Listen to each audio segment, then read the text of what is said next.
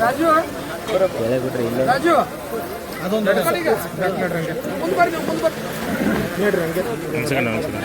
Reporters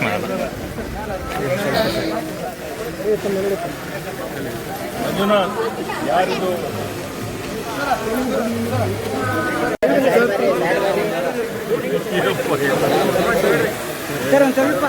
ಯಾರು ಬರಬೇಡ್ರಿ ಬರ್ರಿ ಬರ್ರಿ ಬರ್ರಿ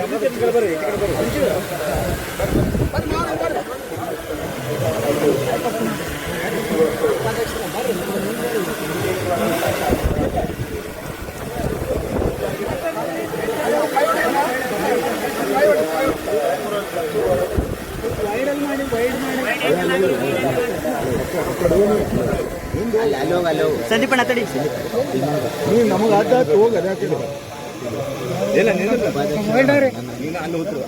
ಸಂದೀಪ ಸಂದೀಪ ಅಲ್ವಾ ಕಾರ್ನರ್ಗೆ ಬಾ ಅಲ್ಲಿ ಅಲ್ಲಿ ಕಾರ್ನರ್ಗೆ ಬಾರು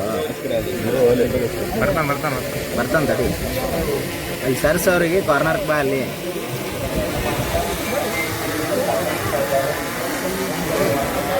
ಯಾಕೆ ಸಾಹೇಬ್ ತ್ರಾಸ ಯಾರಿಗೆ ನನಗಿಲ್ಲ ಅಲ್ಲಿ ಕಾರ್ನರ್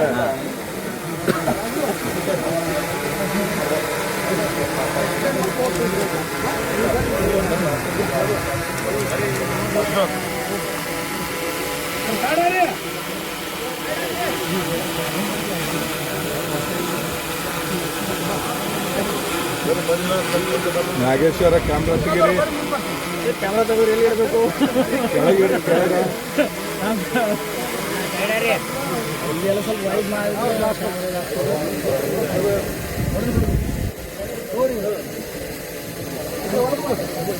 ಮೊಬೈಲ ನಾಗೇಶ್ವರ ಮೊಬೈಲ್ ಮಾಡಬೇಕು ಇದು ಬಿಡ್ರಿ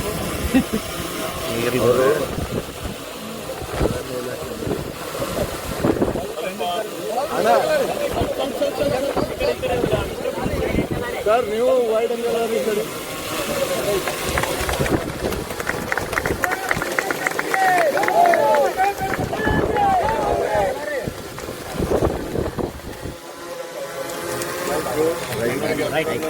ಕೂಗಿಗಳಲ್ಲಿ ಭತ್ತ ಬೆಳೆಯುವಲ್ಲಿ ಬೂದಿ ಗೊಬ್ಬರವಾಗಿ ತೆನೆಯೆಂದು ನಗೆದು ಬರೆ ಧನ್ಯವಾಯಿತು ಹುಟ್ಟು ಸಾವಿನಲ್ಲಿ. ನನ್ನ ದೇಹದ ಬೂದಿ ಕೊಳದಲ್ಲಿ ತೇಲಿ ಬಿಡಿ ಹೋಗಿ ಬೀಳಲಿ ಮೀನ ಬಾಯಲ್ಲಿ ಮುಷ್ಟಿ ಬೂದಿ ಎತ್ತೆಂದು ಪುಷ್ಟವಾಗಲು ಮೀನು ಧನ್ಯವಾಯಿತು ಹುಟ್ಟು ಸಾವಿನಲ್ಲಿ. ಸಿದ್ದೇಶ್ವರ ಶ್ರೀಗಳ ಸಾಲುಮರದ ತಿಮ್ಮಕ್ಕಳ ಭಾವಚಿತ್ರಕ್ಕೆ ಪುಷ್ಪಾರ್ಪಣೆ ನೆರವೇರಿಸಿ ಇದೀಗ ಕಾರ್ಯಕ್ರಮಕ್ಕೆ ಉದ್ಘಾಟನೆ ನೆರವೇರ್ತಾ ಇದೆ. ದೈವ ಲೀಲೆಯ ಕಾಣೆ ಕರ್ಮಜಾಲವ ಕಾಣೆ ಅದು ನಮ್ಮ ಬುದ್ಧಿ ಆಚೆಗಿನ ಮಾತು. ಯಾವುದೇನೇ ಇರಲಿ ಪ್ರೀತಿಯಂತ ವಸ್ತು ಭವದಲ್ಲಿ ಕಾಣೆ ಮನಗಂಡ ಮಾತು ಎಂದು ಮಧುರ ಚೆನ್ನರ ಪ್ರೀತಿಗೆ ಕೊಟ್ಟ ಬೆಲೆ ಅನುಭವಿಸಿದವರಿಗೆ ಮಾತ್ರ ಗೊತ್ತು. ಈ ಅಂತಃಕರಣದ ಸಸಿಯು ತಾ ಬೆಳೆಯುವ ಮೂಲಕ ಈ ಉದ್ಯಾನವನ ಮಗಮಗಿಸಲಿ ಜಗಮಗಿಸಲಿ ಎಂಬ ಸಂಕಲ್ಪದೊಂದಿಗೆ ಸಸಿಗೆ ನೀರೆಣಿಸುವ ಮೂಲಕ ಪೂಜ್ಯರಿಗೆ ಇದೀಗ ಗೌರವ ಸನ್ಮಾನ ಹೃದಯ ಸನ್ಮಾನ ನಡೀತಾ ಇದೆ. ಈ ಭಾಗದ ಆರಾಧ್ಯ ದೈವ ಗುರುಕುಲ ಭಾಸ್ಕರ ನೂರಾರು ಸಾವಿರಾರು ಲಕ್ಷಾಂತರ ವಿದ್ಯಾರ್ಥಿಗಳಿಗೆ ಜ್ಞಾನ ದಾಸೋಹದ ತ್ರಿವಿಧ ದಾಸೋಹಿಗೆ ಈಗ ಕ್ಷೇತ್ರದ ಪರವಾಗಿ ಅನಂತ ಅನಂತ ಭಕ್ತಿಯ ನಮನಗಳನ್ನ ಗೌರವ ಸನ್ಮಾನ ನಡೀತಾ ಇದೆ.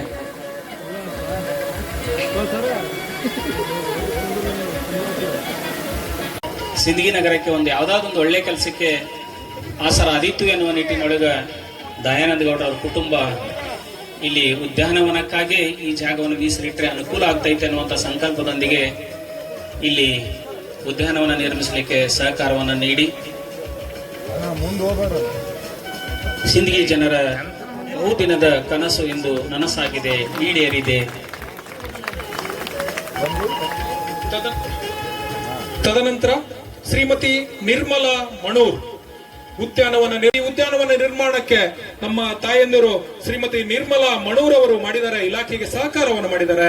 ಅವರಿಗೆ ಈಗ ಹೃದಯ ಸ್ಪರ್ಶಿಯಾಗಿ ಪೂಜ್ಯರಿಂದ ಮಾನ್ಯ ಸಚಿವರಿಂದ ಸನ್ಮಾನವನ್ನ ಮಾಡ್ತಾ ಇದ್ದೇವೆ. ಈಗ ನಮ್ಮ ಇಲಾಖೆಗೂ ಕೂಡ ಹಲವರು ಇಲ್ಲಿ ಸಹಕಾರವನ್ನು ಮಾಡಿದ್ದಾರೆ. ಮೊದಲನೆಯದಾಗಿ ಮಾನ್ಯ ಸಚಿವ ಅಂತಹ ಕೃಷಿಯೊಂದಿಗೆ ಅರಣ್ಯವನ್ನ ಬೆಳೆಸಿ ಗಿಡ ಮರಗಳನ್ನ ಬೆಳೆಸಿ ನಮಗೆ ಭೂಮಿ ಇಲ್ಲ ಮತ್ತೊಂದಿಲ್ಲ ಜಮೀನಿಲ್ಲ ಅನ್ನುವುದಕ್ಕಿಂತಲೂ ನಾವು ಬೆಳೆಯುವ ಬೆಳೆಗಳ ಬದುವಿನಲ್ಲಿ ಗಿಡ ಮರಗಳನ್ನ ಬೆಳೆಸುವುದರ ಮೂಲಕ ಅರಣ್ಯ ಇಲಾಖೆಗೆ ಹೆಗಲು ಕೊಟ್ಟಿರುವ ಮಹಾತಾಯಿಗೆ ಮಾನ್ಯ ಸಚಿವರಿಂದ ಶಾಸಕರಿಂದ ಚೆಕ್ ಅನ್ನ ವಿತರಿಸ್ತಾ ಇದ್ದಾರೆ. ಈಗ ಶ್ರೀ ಮಹಾದೇವ್ ಬಿರಾದಾರ್ ಸಾಕಿನ ಹಿಕ್ಕನಗುತ್ತಿ ಹೋರಾಟವನ್ನ ನಡೆಸಿ ಮಾನ್ಯ ಶಾಸಕರ ವೈಯಕ್ತಿಕ ಮುತುವರ್ಜಿಯಿಂದ 5 ಲಕ್ಷ ರೂಪಾಯಿಗಳ ಚೆಕ್ ಅನ್ನ ಪಡೆದಿದ್ದಾರೆ. ದಯವಿಟ್ಟು ವೇದಿಕೆ ಮೇಲೆ ಬರಬೇಕಂತ ವಿನಂತಿಸ್ಕೊಳ್ತಾ ಇದ್ದಾರೆ. ಮಾನ್ಯ ಶಾಸಕರು ಅವರ ಜೀವನಕ್ಕೆ ಆಸರೆಯಾಗುವ ದೃಷ್ಟಿಯಿಂದ ಸರ್ಕಾರದಿಂದ 5 ಲಕ್ಷ ರೂಪಾಯಿಗಳ ಚೆಕ್ ಅನ್ನ ವಿತರಿಸಿದ್ದಾರೆ. ಧನ್ಯವಾದಗಳು ಮಾನ್ಯ ಶಾಸಕರಿಗೂ ಆ ಫಲಾನುಭವಿಗೂ. ಇವತ್ತು ನಮ್ಮ ಸಚಿವರ ಸಹಕಾರದಿಂದ, ನಮ್ಮ ಶಾಸಕರ ಪರಿಶ್ರಮದಿಂದ ಹಾಗೂ ನಮ್ಮ ಅಧಿಕಾರಿಗಳ ಒಂದು ಕಾರ್ಯದಿಂದ ಇವತ್ತೊಂದು ಸಿಂದಗಿಯಲ್ಲಿ ಇಂಥವಾದ ಸುಂದರವಾದ ಒಂದು ಉದ್ಯಾನವನ ಎದ್ದು ನಿಂತಿದೆ. ಅದಕ್ಕೆಲ್ಲ ನಾನು ಸಿಂದಗಿ ನಾಗರಿಕರ ಪರವಾಗಿ ಅವರೆಲ್ಲರಿಗೂ ನಾನು ಕೃತಜ್ಞತೆಯನ್ನು ಸಲ್ಲಿಸುತ್ತೇನೆ. ಎರಡನೇದಾಗಿ ತಾವು ಇವತ್ತು ಒಳಗಡೆ ಬರುವಾಗ ಎಲ್ಲ ನಮ್ಮ ಸಿಂದಗಿಯ ನಾಗರಿಕರು ನೋಡಿರಬೇಕು. ಮೊದಲನೇದಾಗಿ ಒಂದು ಉದ್ಯಾನವನದಲ್ಲಿ ಒಂದು ದೊಡ್ಡ ಗೇಟ್ ನಿರ್ಮಾಣ ಆಗಿದೆ ನಮ್ಮ ಸಾಲದ ಮರದ ತಿಮ್ಮಕ್ಕರ ಹೆಸರಿನಲ್ಲಿ. ತಾವು ಒಳಗಡೆ ಬಂದ ಹಾಗೆ ನಮ್ಮ ಒಂದು ವಾಕಿಂಗ್ ಟ್ರ್ಯಾಕ್ ಇದೆ, ಸುತ್ತ ಎಲ್ಲ 108 ಗಿಡಗಳಿದೆ. ಹಾಗೆ ಒಂದು ಮಹಿಳೆಯರಿಗೆ ಹಾಗೂ ಪುರುಷರಿಗೆ ಸಪರೇಟ್ ಆಗಿ ಶೌಚಾಲಯಗಳ ನಿರ್ಮಾಣ ಆಗಿದೆ. 2 ಪ್ಯಾರಾಗೋಲ್ ಇದಾವೆ. ಅದೇ ರೀತಿ ಒಂದು ಅರಣ್ಯ ಇಲಾಖೆದ ವತಿಯಿಂದ ಬೋರ್ಡ್ಗಳು, ಜನರಿಗೆ ತಿಳುವಳಿಕೆ ಪಡೆಯುವ ಬೋರ್ಡ್ಗಳು ನಿರ್ಮಾಣವಾಗಿವೆ. ಪ್ರಾಣಿ ಪಕ್ಷಿಗಳ ಒಂದು ಸ್ಟ್ಯಾಚ್ಯೂಗಳು ನಿರ್ಮಾಣಗೊಂಡಿವೆ. ಹಾಗೂ ನಮ್ಮ ಎಡಭಾಗದಲ್ಲಿ ಒಂದು ಓಪನ್ ಜಿಮ್ ಅನ್ನು ಕೂಡ ನಿರ್ಮಾಣವಾಗಿದೆ. ಈ ಒಂದು ವೇದಿಕೆ ಹಿಂದುಗಡೆ ಮಕ್ಕಳಿಗಾಗಿ ಒಂದು ಆಟ ಆಡುವ ಸಾಮಗ್ರಿಗಳು ಇವತ್ತು ನಿರ್ಮಾಣ ಆಗಿದೆ. ಇಂಥ ಒಂದು ಸುಂದರವಾದ ಉದ್ಯಾನವನ ನಮ್ಮ ಸಿಂದಗಿಯಲ್ಲಿ ನಾವು ನೋಡ್ಬೇಕಂದ್ರೆ ನಮ್ಗೆ ಬಹಳ ಖುಷಿ ಪಡ್ತದೆ. ಅದಕ್ಕೆ ನಾನು ಸಾರ್ವಜನಿಕರಲ್ಲಿ ಒಂದು ಮನವಿ ಮಾಡ್ತೀನಿ, ತಾವೆಲ್ಲರೂ ಒಂದು ಉದ್ಯಾನವನವನ್ನು ಬರೇ ಈ ಒಂದು ಗೌರ್ಮೆಂಟ್ ಒಂದೇ ವತಿಯಿಂದ ಅಲ್ಲ, ತಾವು ಜವಾಬ್ದಾರರಾಗ್ತೀರಿ ಒಂದು ಉದ್ಯಾನವನ ಕಾಪಾಡಕ್ಕೆ. ತಮಗೊಂದು ಮನವಿ ಮಾಡ್ತೀನಿ, ಸರಿಯಾಗಿ ಒಂದು ಉದ್ಯಾನವನವನ್ನು ತಾವು ಉಪಯೋಗ ಮಾಡ್ಕೋಬೇಕಂತ. ಇನ್ನೊಂದು ವಿಷಯ ಏನಂತಂದ್ರೆ, ನಾನು ಮೊನ್ನೆ ನಮ್ಮ ರಾಜೀವ್ ಸರ್ ಜೊತೆ ಮಾತಾಡಿದೆ, ಈ ಉದ್ಯಾನವನ ವಿಸಿಟಿಂಗ್ ಅವರ್ಸ್ ಏನಾದ್ರೆ ಅದಂತ ಕೇಳಿದೆ. ಅವಾಗ ಅವ್ರಂದ್ರೆ ಇಲ್ಲ ಸರ್ ಬೆಳಗ್ಗೆಯಿಂದ ಸಾಯಂಕಾಲ ತನ ಅಂತಂದ್ರು. ನನ್ನೊಂದು ಮನವಿ ಸಲ್ಲಿಸ್ತೀನಿ, ಏನಂತಂದ್ರೆ ಉದ್ಯಾನವನ ಬೆಳಗ್ಗೆಯಿಂದ ಸಂಜೆ ತನವರೆಗೆ ಜನರಿಗೆ ಅನುಕೂಲ ಮಾಡಿಕೊಟ್ರೆ ಮೇಂಟೈನ್ ಮಾಡೋದು ಬಹಳ ಕಷ್ಟ ಆಗುತ್ತೆ. ಅದಕ್ಕೆ ನೀವು ದಯಮಾಡಿ ಮುಂಜಾನೆ 6ರಿಂದ ಇಲ್ಲ 5ರಿಂದ 10 ಗಂಟೆವರೆಗೂ, ಸಾಯಂಕಾಲ 4ರಿಂದ 7 ಗಂಟೆ ಮಾಡಿದ್ರೆ ನೀವು ಬಿಡುವಿನ ಟೈಮ್ದಲ್ಲಿ ಸ್ವಚ್ಛತೆಯನ್ನು ಮಾಡ್ಕೋಬಹುದು ಹಾಗೂ ಉದ್ಯಾನವನ ಒಂದು ಸ್ವಚ್ಛತೆಯನ್ನು ಕಾಪಾಡಬಹುದು ಅಂತ ನನ್ನೊಂದು ಅನಿಸಿಕೆ. ಎರಡನೇದಾಗಿ ಇವತ್ತು ನಮ್ಮ ಸಿಂದಗಿ ನಗರದಲ್ಲಿ ಸುಮಾರು 172 ಗಾರ್ಡನ್ಗಳಿದೆ. ಆ ಗಾರ್ಡನ್ಗಳ ನಿರ್ವಹಣೆಗೆ ಹಾಗೂ ಪ್ಲಾಂಟೇಶನ್ ಸಲುವಾಗಿ ಸುಮಾರು ನಾವು ಒಂದು 10,000 ಗಿಡಗಳು ಬೇಕಾಗುತ್ತೆ. ಅದಕ್ಕೆ ಮಾನ್ಯ ಸಚಿವರಲ್ಲಿ ತಮ್ಮ ಪರವಾಗಿ ನಾನು ಸುಮಾರು 1 ಕೋಟಿ ರೂಪಾಯಿ ಒಂದು ಅನುದಾನ ಕೊಡಬೇಕಂತ ತಮ್ಮ ಪರವಾಗಿ ನಾನು ವಿನಂತಿ ಮಾಡ್ಕೊಂತೀನಿ. ಕೊನೆಯದಾಗಿ ಈ ಒಂದು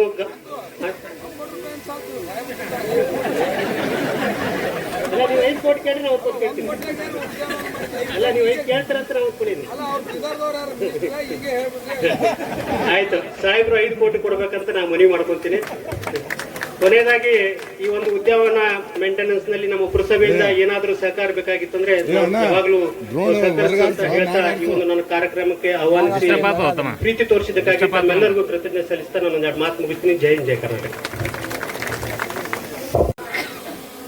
ಸಾಲಮರದ ತಿಮ್ಮಕ್ಕನ ಈ ವೃಕ್ಷಾರೋಹಣದ ಒಂದು ಭವ್ಯವಾದ ಉದ್ಘಾಟನಾ ಸಮಾರಂಭದ ದಿವ್ಯ ಸಾನ್ನಿಧ್ಯವನ್ನು ವಹಿಸಿ ನಮಗೆಲ್ಲರಿಗೆ ಪ್ರೇರಣೆ ಮತ್ತು ಆಶೀರ್ವಚನ ನೀಡಲು ಆಗಮಿಸಿರುವಂತಹ ಪರಮ ಪೂಜ್ಯರಾದ ಡಾಕ್ಟರ್ ಪ್ರಭು ಸಾರಂಗದೇವ ಶಿವಾಚಾರ್ಯರ ಪಾದಕಮಲಗಳಿಗೆ ಸಾಷ್ಟಾಂಗ ನಮಸ್ಕಾರಗಳನ್ನು ತಿಳಿಸಿ, ಈ ಕಾರ್ಯಕ್ರಮದ ಉದ್ಘಾಟನೆ ಕಾರ್ಯಕ್ರಮಕ್ಕೆ ಈ ಸಿಂದಗಿ ಮತಕ್ಷೇತ್ರದ ಮಹಾಜನತೆಯ ಒಂದು ಆಶಯ ಅನುಗುಣವಾಗಿ, ನಮ್ಮೆಲ್ಲರ ಬೇಡಿಕೆ ಅನುಗುಣವಾಗಿ ಸಾಕಷ್ಟು ಕಾರ್ಯಗಳ ಒತ್ತಡದ ಮಧ್ಯೆ ಈ ಒಂದು ಬಿಡುವು ಮಾಡಿಕೊಂಡು ಈ ಕಾರ್ಯಕ್ರಮಕ್ಕೆ ಆಗಮಿಸಿ ಇವತ್ತು ಈ ಕಾರ್ಯಕ್ರಮದ ಉದ್ಘಾಟನೆಯನ್ನು ನೆರವೇರಿಸಿರುವಂತ ನಮ್ಮ ಕರ್ನಾಟಕ ಘನ ಸರ್ಕಾರದ ಅರಣ್ಯ ಸಚಿವರು, ಕಾಂಗ್ರೆಸ್ ಪಕ್ಷದ ಅತ್ಯಂತ ಹಿರಿಯ ನಾಯಕರು, ನನ್ನ ರಾಜಕೀಯ ಗುರುಗಳು, ನನ್ನ ಮಾರ್ಗದರ್ಶಕರಾದ ಸನ್ಮಾನ್ಯ ಈಶ್ವರ್ ಖಂಡ್ರೆ ಅವರೇ, ಪುರಸಭೆಯ ಅಧ್ಯಕ್ಷರು, ನನ್ನ ಸೋದರ ಅಧ್ಯಕ್ಷರಾದ ಡಾಕ್ಟರ್ ಶಾಂತವೀರ್ ಮನಗೂಳಿ ಅವರೇ, ಪುರಸಭೆ ಉಪಾಧ್ಯಕ್ಷರು ಮತ್ತು ಆತ್ಮೀಯ ಯುವ ಮಿತ್ರರಾದ ಸಂದೀಪ್ ಚೌರ್ ಅವರೇ, ಬೆಳಗಾವಿ ವಿಭಾಗದ ಅರಣ್ಯ ಇಲಾಖೆ ಅಧಿಕಾರಿಗಳಾದ ಮಂಜುನಾಥ್ ಚವ್ಹಾಣ್ ಅವರೇ, ವಿಜಯಪುರ ವಿಭಾಗದ ಅರಣ್ಯ ಇಲಾಖೆ ಅಧಿಕಾರಿಗಳಾದ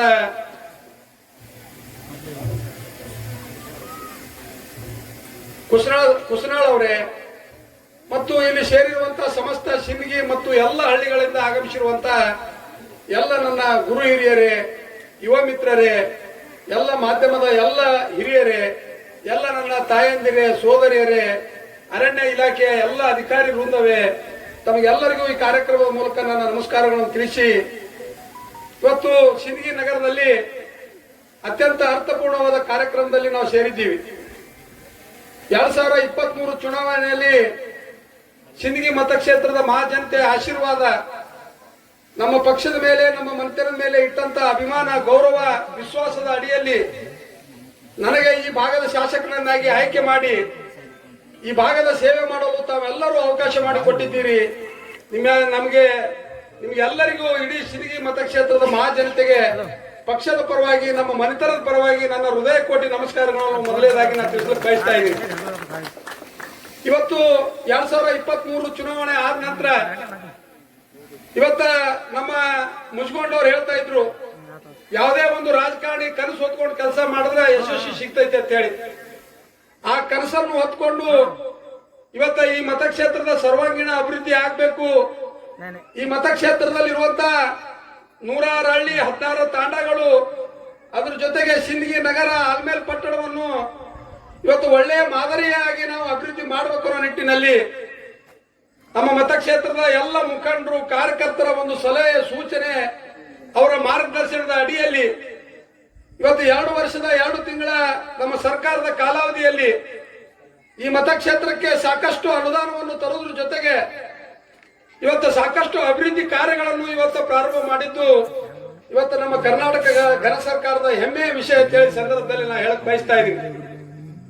ಈ 2 ವರ್ಷದ 2 ತಿಂಗಳ ಕಾಲಾವಧಿಯಲ್ಲಿ ಸನ್ಮಾನ್ಯ ನಮ್ಮ ನಾಯಕರು, ಈಗಿನ ಮುಖ್ಯಮಂತ್ರಿಗಳಾದ ಸನ್ಮಾನ್ಯ ಸಿದ್ದರಾಮಯ್ಯನವರು ಇರ್ಬೋದು, ಉಪಮುಖ್ಯಮಂತ್ರಿಗಳಾದ ಸನ್ಮಾನ್ಯ DK ಶಿವಕುಮಾರ್ ಅವರು ಇರ್ಬೋದು, ಸಚಿವ ಸಂಪುಟದ ಎಲ್ಲ ಹಿರಿಯ ಸಚಿವರು ಇರ್ಬೋದು, ಅವರು ಎಲ್ಲರೂ ಸಿಂದಗಿ ಮತಕ್ಷೇತ್ರ ಅಭಿವೃದ್ಧಿ ಆಗ್ಬೇಕು, ಸಿಂದಗಿ ಮತಕ್ಷೇತ್ರದ ಅಭಿವೃದ್ಧಿ ಕಡೆ ಹೆಚ್ಚಿನ ಗಮನ ಕೊಡಬೇಕನ್ನೋ ನಿಟ್ಟಿನಲ್ಲಿ ನನಗೆ ಸಲಹೆ, ಸೂಚನೆ, ಸಾಕಷ್ಟು ಅನುದಾನವನ್ನು ಇವತ್ತು ಕೊಡೋ ಮಾಡುವ ಮೂಲಕ ನನಗೆ ಒಂದು ಹೊಸ ಹುರುಪು, ಹುಮ್ಮಸ್ಸನ್ನು ಇವತ್ತು ಕೊಟ್ಟಿದ್ದಾರೆ. ಯಾಕೆ ಅವರು ಇಷ್ಟೊಂದು ಸಿಂದಗಿ ಮತಕ್ಷೇತ್ರದ ಮೇಲೆ ವಿಶೇಷವಾದ ಕಾಳಜಿಯಪ್ಪ ಅಂತಂದ್ರೆ 2021 ಚುನಾವಣೆ ತಮ್ಗೆಲ್ಲರಿಗೂ ನೆನಪಿರ್ಬೋದು. ನಾನು ಉಪಚುನಾವಣೆಯಲ್ಲಿ ಸ್ಪರ್ಧೆ ಮಾಡಿದ್ದೆ. ನಮ್ಮ ಕಾಂಗ್ರೆಸ್ ಪಕ್ಷದ ಎಲ್ಲ ಹಿರಿಯ ನಾಯಕರು ಸಿಂದಗಿ ಪಟ್ಟಣ, ಸಿಂದಗಿಯ ಪ್ರತಿಯೊಂದು ಹಳ್ಳಿಗಳಿಗೆ ಭೇಟಿ ಕೊಟ್ಟಿದ್ರು. ಆ ಚುನಾವಣೆ ಉಸ್ತುವಾರಿ ಯಾರು ವಹಿಸಿದ್ರಪ್ಪ ಅಂತಂದ್ರೆ, ನನ್ನ ಗೆಲುವಿನ ಉಸ್ತುವಾರಿ ಯಾರು ವಹಿಸಿದ್ರಪ್ಪ ಅಂತಂದ್ರೆ, ವೇದಿಕೆ ಮೇಲೆ ಕುಳಿತಂತ ಉದ್ಘಾಟನೆ ಮಾಡಿರುವಂತ ಈಶ್ವರ್ ಖಂಡ್ರೆ ಅವರು ಇವತ್ತು ಆ ಜವಾಬ್ದಾರಿ ತಗೊಂಡಿದ್ರು. 15-20 ದಿವಸಗಳ ಕಾಲ ಇವತ್ತು ಸಿಂದಗಿ ನಗರದಲ್ಲಿ ವಾಸವಿದ್ದು ಇವತ್ತು ಕಾಂಗ್ರೆಸ್ ಪಕ್ಷದ ಅಭ್ಯರ್ಥಿಯಾದ ನನ್ನ ಗೆಲುವಿಗೆ ಹಗಲು ರಾತ್ರಿ ಅನ್ನದೇ ಪ್ರಾಮಾಣಿಕವಾದ ಪ್ರಯತ್ನ ಮಾಡಿದ್ರು. ಇವತ್ತು ರಾಜಕೀಯ ವಾತಾವರಣ ಇರ್ಬೋದು, ಆಗಿನ ಬಿಜೆಪಿ ಸರ್ಕಾರದ ಇವತ್ತ ಒತ್ತಡ ಇರ್ಬೋದು, ಏನೋ ಸಾಕಷ್ಟು ಕಾರಣಗಳಿಂದ ನಾವು ಚುನಾವಣೆಯಲ್ಲಿ ಸೋತೆ. ಚುನಾವಣೆಯಲ್ಲಿ ಸೋತ ನಂತರ ನಾ ಸನ್ಮಾನ್ಯ ಈಶ್ವರ್ ಖಂಡ್ರೆ ಅವರಿಗೆ ಅವ್ರ ಮನೆಯಲ್ಲಿ ಭೇಟಿಯಾದೆ. ಒಂದ್ ಮಾತು ಹೇಳಿದ್ರು, ಅಶೋಕ ನೀ ಧೈರ್ಯ ಗೆಡಬೇಡ, ಮುಂದಿನ ದಿನಮಾನಗಳಲ್ಲಿ ನಿನಗೆ ಭವಿಷ್ಯ ಐತೆ ಅಂತ ಹೇಳಿ ಧೈರ್ಯ ತುಂಬಿದಂತ ವ್ಯಕ್ತಿ ಯಾರಿದ್ರ ಸನ್ಮಾನ್ಯ ಈಶ್ವರ್ ಖಂಡ್ರೆ ಅವರು. ಇವತ್ತು ನಮ್ಮ ಪಕ್ಷದ ಎಲ್ಲ ಹಿರಿಯ ನಾಯಕರ ಒಂದು ಸಲಹೆ, ಸೂಚನೆ, ಅವರ ಒಂದು ಮಾರ್ಗದರ್ಶನದ ಅಡಿಯಲ್ಲಿ 16 ತಿಂಗಳ ಒಂದು ಕಾಲಾವಧಿಯಲ್ಲಿ ಉಪಚುನಾವಣೆ ಮತ್ತು ಸಾರ್ವಜನಿಕ ಚುನಾವಣೆಯ ಒಂದು ಮಧ್ಯದಲ್ಲಿ ಪಕ್ಷದ ಕಾರ್ಯಕರ್ತರ, ಮುಖಂಡರ ಶ್ರಮ, ಅವರ ಪ್ರಯತ್ನ, ಇವತ್ತು ಸಿಂದಗಿ ಮತಕ್ಷೇತ್ರದ ಮತ ಬಾಂಧವರ ಆಶೀರ್ವಾದದೊಂದಿಗೆ ನಾನು ಈ ಭಾಗದ ಶಾಸಕನಾಗಿ ಆಯ್ಕೆಯಾಗಿ ಬಂದ ಮೇಲೆ ವಿಶೇಷವಾಗಿ ಸಿಂದಗಿ ನಗರ ಅಭಿವೃದ್ಧಿ ಆಗಬೇಕು. 56,000 ಜನಸಂಖ್ಯೆ ಉಳ್ಳಂತ ಈ ನಗರದ ಕುಡಿ ನೀರಿನ ವ್ಯವಸ್ಥೆ ಇರ್ಬೋದು, ಈ ನಗರದ ವಿದ್ಯುತ್ತಿನ ಸಮಸ್ಯೆ ಇರ್ಬೋದು, ಈ ನಗರದ ಉದ್ಯಾನವನ ಅಭಿವೃದ್ಧಿ ಮಾಡೋದಿರ್ಬೋದು, ಈ ನಗರದ ಹೆಣ್ಣು ಮಕ್ಕಳ ಶೌಚಾಲಯಗಳಿರ್ಬೋದು, ಹಲವಾರು ಮೂಲಭೂತ ಸೌಕರ್ಯಗಳಿಗಾಗಿ ಅತ್ಯಂತ ಪ್ರಾಮಾಣಿಕವಾಗಿ ಇವತ್ತು ನಾ ಸೇವೆ ಮಾಡ್ತಾ ಇದ್ದೀನಿ ಅಂತ ಹೇಳಿ ಬಹಳ ಹೆಮ್ಮೆಯಿಂದ ಈ ಸಂದರ್ಭದಲ್ಲಿ ನಾ ಹೇಳಕ್ ಬಯಸ್ತಾ ಇದ್ದೀನಿ. ಇವತ್ತು 40 ಕೋಟಿ ರೂಪಾಯಿ ವೆಚ್ಚದ 24x7 ಅಂದ್ರ ಪ್ರತಿ ಮನೆಗೆ ನೇರವಾಗಿ ಅವರವರ ಮನೆಗೆ ಕುಡಿ ನೀರಿನ ವ್ಯವಸ್ಥೆಗೆ ಕಳೆದ ಒಂದು ವಾರದ ಹಿಂದೆ ನಾವು ಅಡಿಗೆಲ್ ಸಮಾರಂಭವನ್ನು ನೆರವೇರಿಸಿದ್ದೀವಿ. ಅದ್ರ ಜೊತೆಗೆ ಇವತ್ತು ಸಿಂದಗಿ ಮಿನಿ ವಿಧಾನಸೌಧ ಇರ್ಬೋದು, ಸಿಂದಗಿ ಪಟ್ಟಣದ ಕುಡಿ ನೀರಿನ ಯೋಜನೆ ಇರ್ಬೋದು, ಸಿಂದಗಿ ನಗರದ ಇವತ್ತ ರಸ್ತೆಗಳ ಅಭಿವೃದ್ಧಿ ಇರ್ಬೋದು, ಸಿಂದಗಿ ನಗರದ ವಿದ್ಯುತ್ ಕಂಬಗಳ ವ್ಯವಸ್ಥೆ ಇರ್ಬೋದು. ಇವತ್ತ ಇದು 2 ಎಕರೆ 36 ಗುಂಟೆ ಇವತ್ತ ಸಾಲು ಮರದ ತಿಮ್ಮಕ್ಕನ ಒಂದು ಉದ್ಯಾನವನ ಇವತ್ತ ನಿಮ್ಮೆಲ್ಲರ ಮಧ್ಯದಲ್ಲಿ ಇವತ್ತ ಲೋಕಾರ್ಪಣೆಗೊಂಡಿದ್ದು ಇದೊಂದು ಅತ್ಯಂತ ಅಭಿಮಾನ ತರುವಂತ ಕಾರ್ಯಕ್ರಮ ಅಂತ ಹೇಳಿ ಸಂದರ್ಭದಲ್ಲಿ ಹೇಳಕ್ ಬಯಸ್ತಾ ಇದ್ದೀನಿ. ಇವತ್ತ ನಮ್ಮ ತಂದೆಯವರಾದ ದಿವಂಗತ MC ಮನಗೂಳಿ ಅವರು ಈ ಭಾಗದ 2 ಬಾರಿ ಶಾಸಕರಾಗಿ 2 ಬಾರಿ ಸಚಿವರಾಗಿ ಇವತ್ತ ಸಿಂದಗಿ ನಗರದ ಸಿಂದಗಿ ಮತಕ್ಷೇತ್ರಕ್ಕೆ ಶಾಶ್ವತವಾದ ಯೋಜನೆಗಳನ್ನು ಕೊಟ್ಟರು. ಇವತ್ತ ಗುತ್ತಿ ಬಸವಣ್ಣ ಏತ್ ನೀರಾವರಿ ಆಗಿರ್ಬೋದು, ಆಲ್ಮೇಲ್ ಪಟ್ಟಣವನ್ನು ತಾಲೂಕಾ ಕೇಂದ್ರ ಆಗಿರ್ಬೋದು, ಸಿಂದಗಿ ನಗರಕ್ಕೆ ಕುಡಿ ನೀರಿನ ಯೋಜನೆ ಮಂಜೂರು ಮಾಡಿದಾಗಿರ್ಬೋದು, 90 ಕೋಟಿ ರೂಪಾಯಿ ವೆಚ್ಚದಲ್ಲಿ ಸಿಂದಗಿಗೆ UGD ಕಾರ್ಯಕ್ರಮ ಮಾಡಿದ್ದಾಗಿರ್ಬೋದು, ಹಲವಾರು ಇವತ್ತು ಶಾಶ್ವತವಾದ ಯೋಜನೆಗಳನ್ನು ಕೊಡೋದ್ರ ಜೊತೆಗೆ ಇವತ್ತು ಅವರ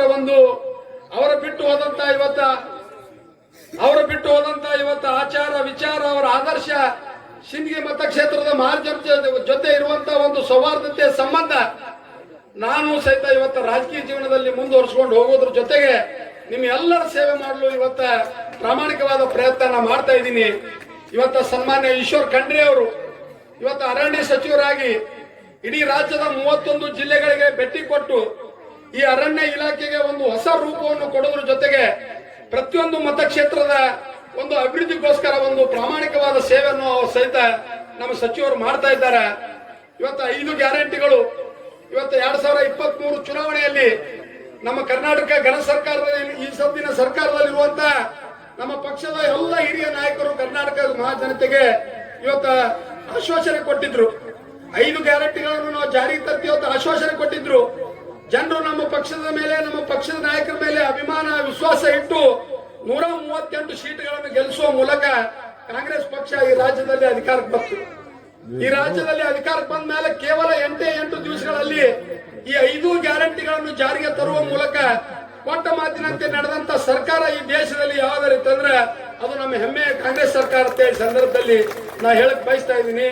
ಇವತ್ತು 60,000 ಕೋಟಿ ಪ್ರತಿ ವರ್ಷ 60,000 ಕೋಟಿ ರೂಪಾಯಿ ಇವತ್ತ ವಿಶೇಷವಾಗಿ ಇವತ್ತ 5 ಗ್ಯಾರಂಟಿಗಳಿಗೆ ಮೀಸಲಿಡುವುದ್ರ ಜೊತೆಗೆ ಪ್ರತಿಯೊಂದು ಮತಕ್ಷೇತ್ರಕ್ಕೆ ಸಾವಿರಾರು ಕೋಟಿ ರೂಪಾಯಿ ಇವತ್ತು ಅಭಿವೃದ್ಧಿ ಕಾಮಗಾರಿಗಳಿಗೆ ನೀಡುವುದರ ಜೊತೆಗೆ ಇವತ್ತ ಕಳೆದ ಚುನಾವಣೆಯಲ್ಲಿ ಇವತ್ತು ನಾವೇನು ಜನರಿಗೆ ಮಾತು ಕೊಟ್ಟಿದ್ದೀವಿ ಆ ಮಾತಿನ ಅನುಗುಣವಾಗಿ ಇವತ್ತು ಇದೀಗ ತಾನೇ ಕಾರ್ನಲ್ಲಿ ಈಶ್ವರ್ ಖಂಡ್ರೆ ಸಾಹೇಬ್ ನಾವು ಕೂಡಿ ಬರ್ತಾ ಇದ್ದೆವು. ಒಂದ್ ಮಾತು ಹೇಳಿದ್ರು ಅವರು, ಅಶೋಕ ಸ್ವಲ್ಪ ಅಭಿವೃದ್ಧಿ ಆಗ್ಯದ ಕಾಣಿಸ್ತಾ, ಸಿಂದಗಿ ಇನ್ನೂ ಬಹಳ ಅಭಿವೃದ್ಧಿ ಆಗ್ಬೇಕಂತ ಹೇಳಿದ್ರು. ಈ ಮಾತನ್ನ ಯಾಕೆ ಹೇಳ್ತಾ ಇದ್ದೀನಿ ಅಂತಂದ್ರ ಇವತ್ತ ಈಶ್ವರ್ ಖಂಡ್ರೆ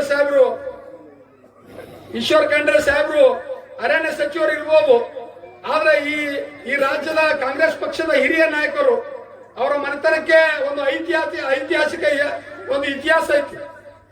ಆ ಇತಿಹಾಸ, ಅವರ ಅಧಿಕಾರ, ಈ ಮತಕ್ಷೇತ್ರದ ಮೇಲೆ ಇರುವಂತ ಪ್ರೀತಿ ಗೌರವ. ನಾನು ಇಡೀ ಮತಕ್ಷೇತ್ರದ ಮಹಾಜನತೆ ಪರವಾಗಿ ಸನ್ಮಾನ್ಯ ಈಶ್ವರ್ ಖಂಡ್ರೆ ಅವರು ಕೇಳ್ತೀನಿ, ಅತ್ಯಂತ ಪ್ರಭಾವಿ ನಾಯಕರು ಇವತ್ತು ಕರ್ನಾಟಕ ಘನ ಸರ್ಕಾರದಲ್ಲಿ. ನಮ್ಮ ಮತಕ್ಷೇತ್ರದ ಸರ್ವಾಂಗೀಣ ಅಭಿವೃದ್ಧಿಗೋಸ್ಕರ ನೀವು ಮುಖ್ಯಮಂತ್ರಿಗಳಿಗೆ, ಸನ್ಮಾನ್ಯ ಉಪಮುಖ್ಯಮಂತ್ರಿಗಳಿಗೆ, ಪೌರಾಡಳಿತ ಸಚಿವರಿಗೆ ವಿಶೇಷವಾಗಿ ಮನವಿ ಮಾಡಿಕೊಂಡು ಹೆಚ್ಚಿನ ಅನುದಾನವನ್ನು ಕೊಟ್ಟು ಈ ಮತಕ್ಷೇತ್ರದ ಅಭಿವೃದ್ಧಿಗೆ ತಾವು ನಮಗೆ ಸಹಾಯ ಮಾಡ್ಬೇಕಂತ ಹೇಳಿ ಸಂದರ್ಭದಲ್ಲಿ ಹೇಳಕ್ ಬಯಸ್ತಾ ಇದ್ದೀನಿ.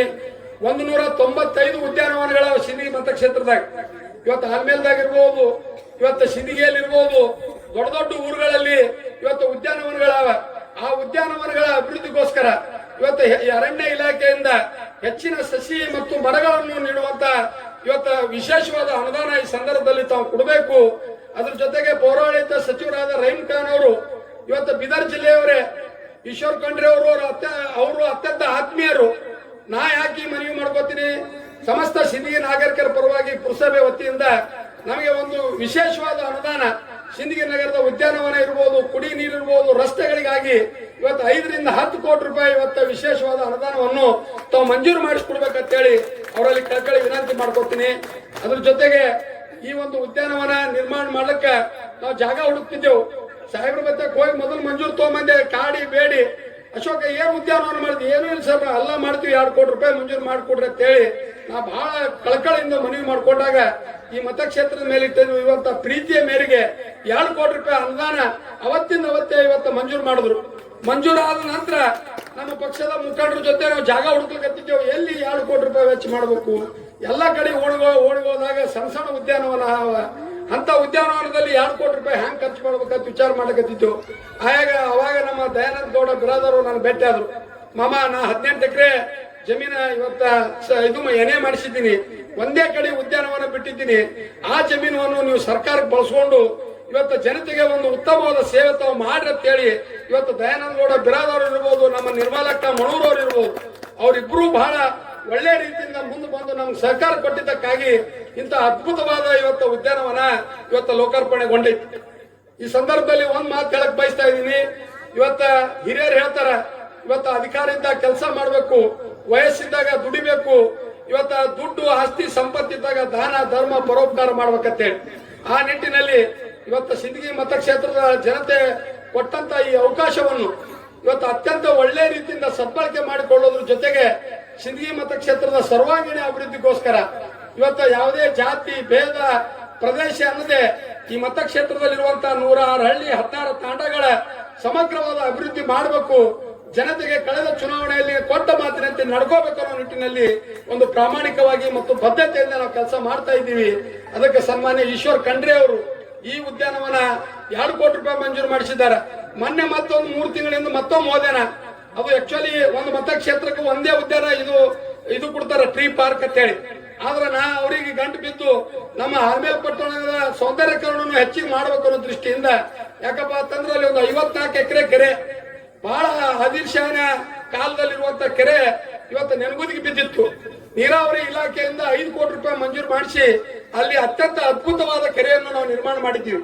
ಆ ಕೆರೆ ಪಕ್ಕ 5 ಎಕರೆ ಜಮೀನಿತ್ತು. ಆ ಜಮೀನು ಹಾರ್ಟಿಕಲ್ಚರ್ ಡಿಪಾರ್ಟ್ಮೆಂಟ್ ಇತ್ತು. ಹಾರ್ಟಿಕಲ್ಚರ್ ಅಧಿಕಾರಿಗಳಿಗೆ ನಾವು ಭೇಟಿ ಕೊಟ್ಟಾಗ ಅವ್ರಿಗೆ ಕರೆದು ಸಭೆ ಮಾಡಿದಾಗ ಅವರು ಸಹಿತ ಒಪ್ಕೊಂಡು ಇಲ್ಲೊಂದು ಟ್ರೀ ಪಾರ್ಕ್ ಮಾಡ್ಲಿಕ್ಕೆ ಅವರು ಸಹಿತ ಅವಕಾಶ ಮಾಡಿಕೊಟ್ರು. ಅವಾಗ ಮತ್ತೆ ಸನ್ಮಾನ್ಯ ಈಶ್ವರ್ ಖಂಡ್ರೆ ಅವ್ರಿಗೆ ಭೇಟಿ ಇದೆ. ಆಲ್ಮೇಲು ತಾಲೂಕಾ ಸರ ನೀವು ಅಲ್ಲಿ ಒಂದು ವಿಶೇಷ ಅನುದಾನ ನನಗೆ ಮಂಜೂರು ಮಾಡಿ ಕೊಡಬೇಕಂತಂದಾಗ ಮೊನ್ನೆ 3 ತಿಂಗಳ ಹಿಂದೆ ಇವತ್ತು ಆಲ್ಮೇಲ್ ಸಹಿತ ಇವತ್ತು ಉದ್ಯಾನವನ ಇವತ್ತು ಮಂಜೂರು ಮಾಡಿಕೊಟ್ಟಿದ್ದಾರೆ. ಇಡೀ ಸಿಂದಗಿ ಮತಕ್ಷೇತ್ರದ ಮಹಾಜನತೆ ಪರವಾಗಿ ಅವ್ರಿಗೆ ಧನ್ಯವಾದಗಳು ಹೇಳಕ್ ಬಯಸ್ತಾ ಇದ್ದೀನಿ. ಇವತ್ತು ಅನುದಾನ ನಾವು ತರಬಹುದು, ಸರ್ಕಾರದಿಂದ ಅನುದಾನ ನಾವು ಏನಾದ್ರು ಕಾಡಿ ಬೇಡಿ ತರಬಹುದು, ಆದ್ರೆ ಅನುದಾನವನ್ನು ಸದ್ಬಳಕೆ ಮಾಡ್ಕೊಳ್ಳೋದು, ಸದ್ಬಳಕೆ ಮಾಡುದು ಯಾರ ಜವಾಬ್ದಾರಿ ಅಂತಂದ್ರೆ ಅಧಿಕಾರಿಗಳ ಜವಾಬ್ದಾರಿ. ಇವತ್ತ ನಮ್ಮ ಅರಣ್ಯ ಇಲಾಖೆ ಅಧಿಕಾರಿಗಳಿಗೆ ಇಡೀ ಸಿಂದಗಿ ಮತಕ್ಷೇತ್ರದ ಮಹಾಜನತೆ ಪರವಾಗಿ, ನಗರದ ಜನತೆ ಪರವಾಗಿ ಒಂದು ವಿಶೇಷವಾದ ಹೃದಯಪೂರ್ವಕವಾದ ಅಭಿನಂದನೆಗಳನ್ನು ಈ ಸಂದರ್ಭದಲ್ಲಿ ನಾನು ಸಲ್ಲಿಸಕ್ಕೆ ಬಯಸ್ತಾ ಇದ್ದೀನಿ. ಈ ಉದ್ಯಾನವನ ನಿರ್ಮಾಣ ಮಾಡಲು ಬಹಳ ಒಂದು ಮುತರ್ಜಿ ವಹಿಸಿ ಸತತವಾಗಿ ಪ್ರಯತ್ನ ಮಾಡಿ ಇವತ್ತು ಸಿಂದಗಿ ಜನತೆಗೆ ಒಂದು ಒಳ್ಳೆಯ ಒಂದು ಉದ್ಯಾನವನ್ನು ಇವತ್ತು ನಿರ್ಮಾಣ ಮಾಡಿ ಕೊಟ್ಟಿದ್ದಾರೆ. ನಿಮ್ಮೆಲ್ಲರ ಪರವಾಗಿ ಅವರಿಗೆ ಅಭಿನಂದನೆಗಳನ್ನು ತಿಳಿಸಿ ಇಂಥ ಒಂದು ಅದ್ಭುತವಾದ ಕಾರ್ಯಕ್ರಮ ಇವತ್ತು 2 ಕಾರ್ಯಕ್ರಮ ಸಿಂದಗಿ ನಗರದ ಬಸವೇಶ್ವರ ಸರ್ಕಲ್ ನಿಂದ ವಿವೇಕಾನಂದ ಸರ್ಕಲ್ ನಿಂದ ಗೊಲಗೇರಿ ಬೈಪಾಸ್ ವರೆಗೆ ನೂತನ ವಿದ್ಯುತ್ ಕಂಬಗಳ ಒಂದು ಉದ್ಘಾಟನೆ ಸಮಾರಂಭ ಸಹಿತ ಸನ್ಮಾನ್ಯ ಪ್ರಭು ಸಾರಂಗದೇವ ಶಿವಾಚಾರ್ಯರು, ಸನ್ಮಾನ್ಯ ಈಶ್ವರ್ ಖಂಡ್ರೆ ಅವರ ಸಮ್ಮುಖದಲ್ಲಿ ಇವತ್ತು ಉದ್ಘಾಟನೆ ಮಾಡಿ ಈ ಕಾರ್ಯಕ್ರಮಕ್ಕೆ ಆಗಮಿಸಿ ಇಂಥ ಒಂದು ಅತ್ಯಂತ ಒಂದು ಅರ್ಥಪೂರ್ಣವಾದ ಅಷ್ಟೇ ಒಂದು ಶಿಸ್ತಬದ್ಧವಾದ ಕಾರ್ಯಕ್ರಮವನ್ನು ಇವತ್ತು ಆಯೋಜನೆ ಮಾಡಿದ್ದಾರೆ ನಮ್ಮ ಅರಣ್ಯ ಇಲಾಖೆ ಅಧಿಕಾರಿಗಳು. ಇಂಥ ಕಾರ್ಯಕ್ರಮ ಬಹಳ ಒಳ್ಳೆಯ ರೀತಿಯಿಂದ ನಡೆದು ನೀವೆಲ್ಲರೂ ಈ ಕಾರ್ಯಕ್ರಮದಲ್ಲಿ ಕಳೆದ 2 ಗಂಟೆಗಳಿಂದ ಭಾಗವಹಿಸಿ ಈ ಕಾರ್ಯಕ್ರಮವನ್ನು ಯಶಸ್ವಿಯಾಗಲು ತಾವೆಲ್ಲರೂ ಕಾರಣಕರ್ತರಾಗಿದ್ದೀರಿ. ನಿಮಗೆಲ್ಲರಿಗೆ ಇವತ್ತು ನಮ್ಮ ಪಕ್ಷದ ಪರವಾಗಿ, ನಮ್ಮ ಮನೆತನದ ಪರವಾಗಿ ಮತ್ತೊಮ್ಮೆ ನಾನು ಕೋಟಿ ನಮನಗಳನ್ನು ತಿಳಿಸಿ ನನ್ನ 2 ಮಾತು ಮುಗಿಸ್ತೀನಿ. ಜೈ ಹಿಂದ್, ಜೈ ಕರ್ನಾಟಕ.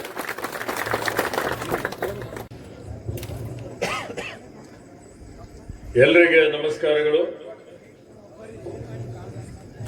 ನಮ್ಮೆಲ್ಲರ ಆರಾಧ್ಯ ದೇವರು, ನಡೆದಾಡುವ ದೇವರು, ನಿಸರ್ಗದ ಬಗ್ಗೆ ಅಷ್ಟೇ ಕಳಕಳಿ ಇಟ್ಕೊಂಡಂತವರು ಆದಂತಹ ಪರಮ ಪೂಜ್ಯ ಲಿಂಗೈಕ್ಯ ಸಿದ್ದೇಶ್ವರ ಮಹಾಸ್ವಾಮಿಗಳವರಿಗೆ ಸ್ಮರಿಸುತ್ತಾ ಇಂದಿನ ಈ ಅಪರೂಪವಾದಂತಹ ವಿಶಿಷ್ಟವಾದಂತಹ ಒಂದು ಕಾರ್ಯಕ್ರಮ, ಈ ಕಾರ್ಯಕ್ರಮದ ದಿವ್ಯ ಸಾನ್ನಿಧ್ಯ ವಹಿಸಿರುವ ಪರಮ ಪೂಜ್ಯ ಪ್ರಭು ಸಾರಂಗದೇವ್ ಶಿವಾಚಾರ್ಯ ಮಹಾಸ್ವಾಮಿಗಳವರಿಗೆ ನನ್ನ ಭಕ್ತಿಪೂರ್ವಕ ಪ್ರಣಾಮಗಳನ್ನು ಸಲ್ಲಿಸುತ್ತಾ ಈ ಕಾರ್ಯಕ್ರಮದ ಕೇಂದ್ರ ಬಿಂದುಗಳು ಜನಪ್ರಿಯ ಶಾಸಕರು, ನನ್ನ ಆತ್ಮೀಯ ಸಹೋದರರು ಆದಂತ ಮಾನ್ಯ ಅಶೋಕ್ ಮನ್ಗುಳಿ ಅವರ, ಸಿಂದಗಿ ಪಟ್ಟಣದ ಪುರಸಭೆಯ ಅಧ್ಯಕ್ಷರಾದಂತ ಮಾನ್ಯ ಡಾಕ್ಟರ್ ಶಾಂತವೀರ್ ಮನ್ಗುಳಿ ಅವರ, ಉಪಾಧ್ಯಕ್ಷರಾದಂತ ಸಂದೀಪ್ ರವರ, ನಮ್ಮ ಇಲಾಖೆಯ ಹಿರಿಯ ಅಧಿಕಾರಿಯಾದಂತ ಮಂಜುನಾಥ್ ಚವಾಣ್ ರವರ, ಡಿಸಿಎಫ್, ಎಸಿಎಫ್, ಆರ್ಎಫ್ಒ, ಮತ್ತೆ ನಮ್ಮ ವಾಚರ್ಸ್ ಇದ್ದಾರೆ, ಗಾರ್ಡ್ಸ್ ಇದ್ದಾರೆ. ಈ ಕಾರ್ಯಕ್ರಮದಲ್ಲಿ ಉಪಸ್ಥಿತರಿರುವಂತಹ ಆತ್ಮೀಯರಾದಂತಹ ವಿಠಲ್ ಕೊಳ್ಳೂರ್ ಅವರ, ಆತ್ಮೀಯರಾದಂತಹ ಬಸವರಾಜ್ ಕುಮಸ್ಕಿ ಅವರ, ಮಾನ್ಯ ತಿವಾರಿ ಅವರ, ಮಾನ್ಯ ಚನ್ನು ವಾರದವರ, ಮಾನ್ಯ ಪಟೇಲ್ ರವರ, ಇಲ್ಲಿ ಉಪಸ್ಥಿತರಿರುವಂತಹ ಎಲ್ಲ ನಮ್ಮ ಬ್ಲಾಕ್ ಅಧ್ಯಕ್ಷರುಗಳೇ, ನಮ್ಮ ಎಲ್ಲ ಪ್ರಮುಖ ಮುಖಂಡಗಳೇ, ಅಣ್ಣ ತಮ್ಮಂದಿರೇ, ಅಕ್ಕ ತಂಗಿಯಂದಿರೇ, ಮಾಧ್ಯಮದ ಮಿತ್ರರೇ, ಬಂಧುಗಳೇ, ನಿಮ್ಮೆಲ್ಲರಿಗೆ ಇವತ್ತಿನ ಒಂದು ಉದ್ಯಾನವನದ ಉದ್ಘಾಟನೆಯ ಹಾರ್ದಿಕ ಅಭಿನಂದನೆ ಮತ್ತು ಶುಭಾಶಯಗಳನ್ನು ಕೋರ್ತಾ ಇದ್ದೇನೆ. ಬಹಳ ಅತ್ಯಂತ ಖುಷಿಯಿಂದ ಹೆಮ್ಮೆಯಿಂದ ಸಾಲು ಮರದ ತಿಮ್ಮಕ್ಕನ ಈ ಉದ್ಯಾನವನವನ್ನು ಉದ್ಘಾಟನೆ ಮಾಡಿದ್ದೇನೆ. ಸಿಂದಗಿಗೆ ಮತ್ತೆ ನನಗೆ ಅವಿನಾಭವಾದಂತಹ ಒಂದು ಸಂಬಂಧ ಇದೆ. ಏಕೆಂದರೆ ನಾನು ಹಿಂದೆ ಮಂತ್ರಿ ಆಗಕ್ಕಿಂತ ಪೂರ್ವದಲ್ಲಿ ಪ್ರದೇಶ ಕಾಂಗ್ರೆಸ್ ಸಮಿತಿಯ ಕಾರ್ಯಾಧ್ಯಕ್ಷನಾಗಿದ್ದೆ. ಇಲ್ಲಿ ಏಕಾಏಕಿ ಅನಿರೀಕ್ಷಿತವಾಗಿ ನಮ್ಮೆಲ್ಲರ ನೆಚ್ಚಿನ ನಾಯಕರಾದಂತ ಲಿಂಗೈಕ್ಯ ಎಂಸಿ ಮನ್ಗುಳಿ ಅವರ ಅಕಾಲಿಕ ಮೃತ್ಯುವಿನಿಂದ ಉಪಚುನಾವಣೆ ಬಂತು. ಆ ಒಂದು ಉಪಚುನಾವಣೆಯಲ್ಲಿ ನನಗೆ ಸಿಂದಗಿಯ ಜವಾಬ್ದಾರಿ ಇತ್ತು. ನಾನು ಬೆಂಗಳೂರಿಗೆ ಹೋಗುವಾಗ, ಬಿಜಾಪುರಿಗೆ ಹೋಗುವಾಗ ಸಿಂದಗಿಗೆ ಬಂದಿದ್ದೆ, ಬೆಳಗಾಂಗೆ ಹೋಗುವಾಗ ಬಂದಿದ್ದೆ. ಆದ್ರೆ ಇಲ್ಲಿ ಉಪಚುನಾವಣೆ ಸಂದರ್ಭದಲ್ಲಿ ಉಸ್ತುವಾರಿ ಆದ ಮೇಲೆ ಸುಮಾರು 15 ದಿವಸಗಳವರೆಗೆ ಇಲ್ಲೇ ವಿಠಲ್ನ ಒಂದು ಸಂಸ್ಥೆಯಲ್ಲಿ ನಾನು ವಾಸ್ತವ್ಯ ಮಾಡಿದ್ದೆ. ಅಶೋಕ್ ಮನ್ಗುಳಿ ಅವರ ಪರ ಈ ಭಾಗದಲ್ಲಿ, ಈ ಕ್ಷೇತ್ರದಲ್ಲಿ ಎಲ್ಲಾ ಕಡೆ ಎಲ್ಲಾ ಮತಗಟ್ಟೆಗಳಿಗೆ ನಾನು ಸುತ್ತಾಡಿ ನಮ್ಮ ನಾಯಕರುಗಳ ಜೊತೆಯಲ್ಲಿ ಪ್ರಚಾರವನ್ನು ಮಾಡಿದ್ದೆ. ನಮ್ಗೆಲ್ಲ ಬಹಳಷ್ಟು ನಿರೀಕ್ಷೆ ಇತ್ತು. ಆದರೂ ಇವತ್ತು ನಾವು ಅಲ್ಲಿ ನಮ್ಗೆ ಹಿನ್ನಡೆ ಆಯ್ತು. ನನಗೆ ಭರವಸೆ ಇತ್ತು, ಸಿಂದಗಿಯ ಜನ ನಮ್ಗೆ ಕೈ ಬಿಡೋದಿಲ್ಲ. ಅದಕ್ಕೆ ನಾನು ಹೇಳಿದ್ದೆ ಅಶೋಕ್ಗೆ, ಈಗ ನೀವು ಇವತ್ತು ಹಿನ್ನಡೆ ಆದ್ರೂ ಸೋತಿದ್ರು ಪರವಾಗಿಲ್ಲ, ಜನರ ಸೇವೆ ಏನಿದೆ ಸೇವೆ ಹಿಂಗೆ ಮುಂದುವರಿಸಿ, ನಿಮಗೆ ಮುಂದಿನ ಚುನಾವಣೆಯಲ್ಲಿ ಖಚಿತವಾಗಿ ಜಯ ಸಿಕ್ಕೇ ಸಿಗ್ತದೆ ಅನ್ನುವಂತ ಮಾತನ್ನು ಹೇಳಿದ್ದೆ. ಅದಕ್ಕೆ ನೀವೆಲ್ಲ ಸೇರಿ ನಮ್ಮ ಪಕ್ಷಕ್ಕೆ ಆಶೀರ್ವಾದ ಮಾಡಿದಿರಿ, ಅಶೋಕ್ ಮನ್ಗುಳಿಗೆ ಆಶೀರ್ವಾದ ಮಾಡಿ ಗೆಲ್ಸಿದಿರಿ.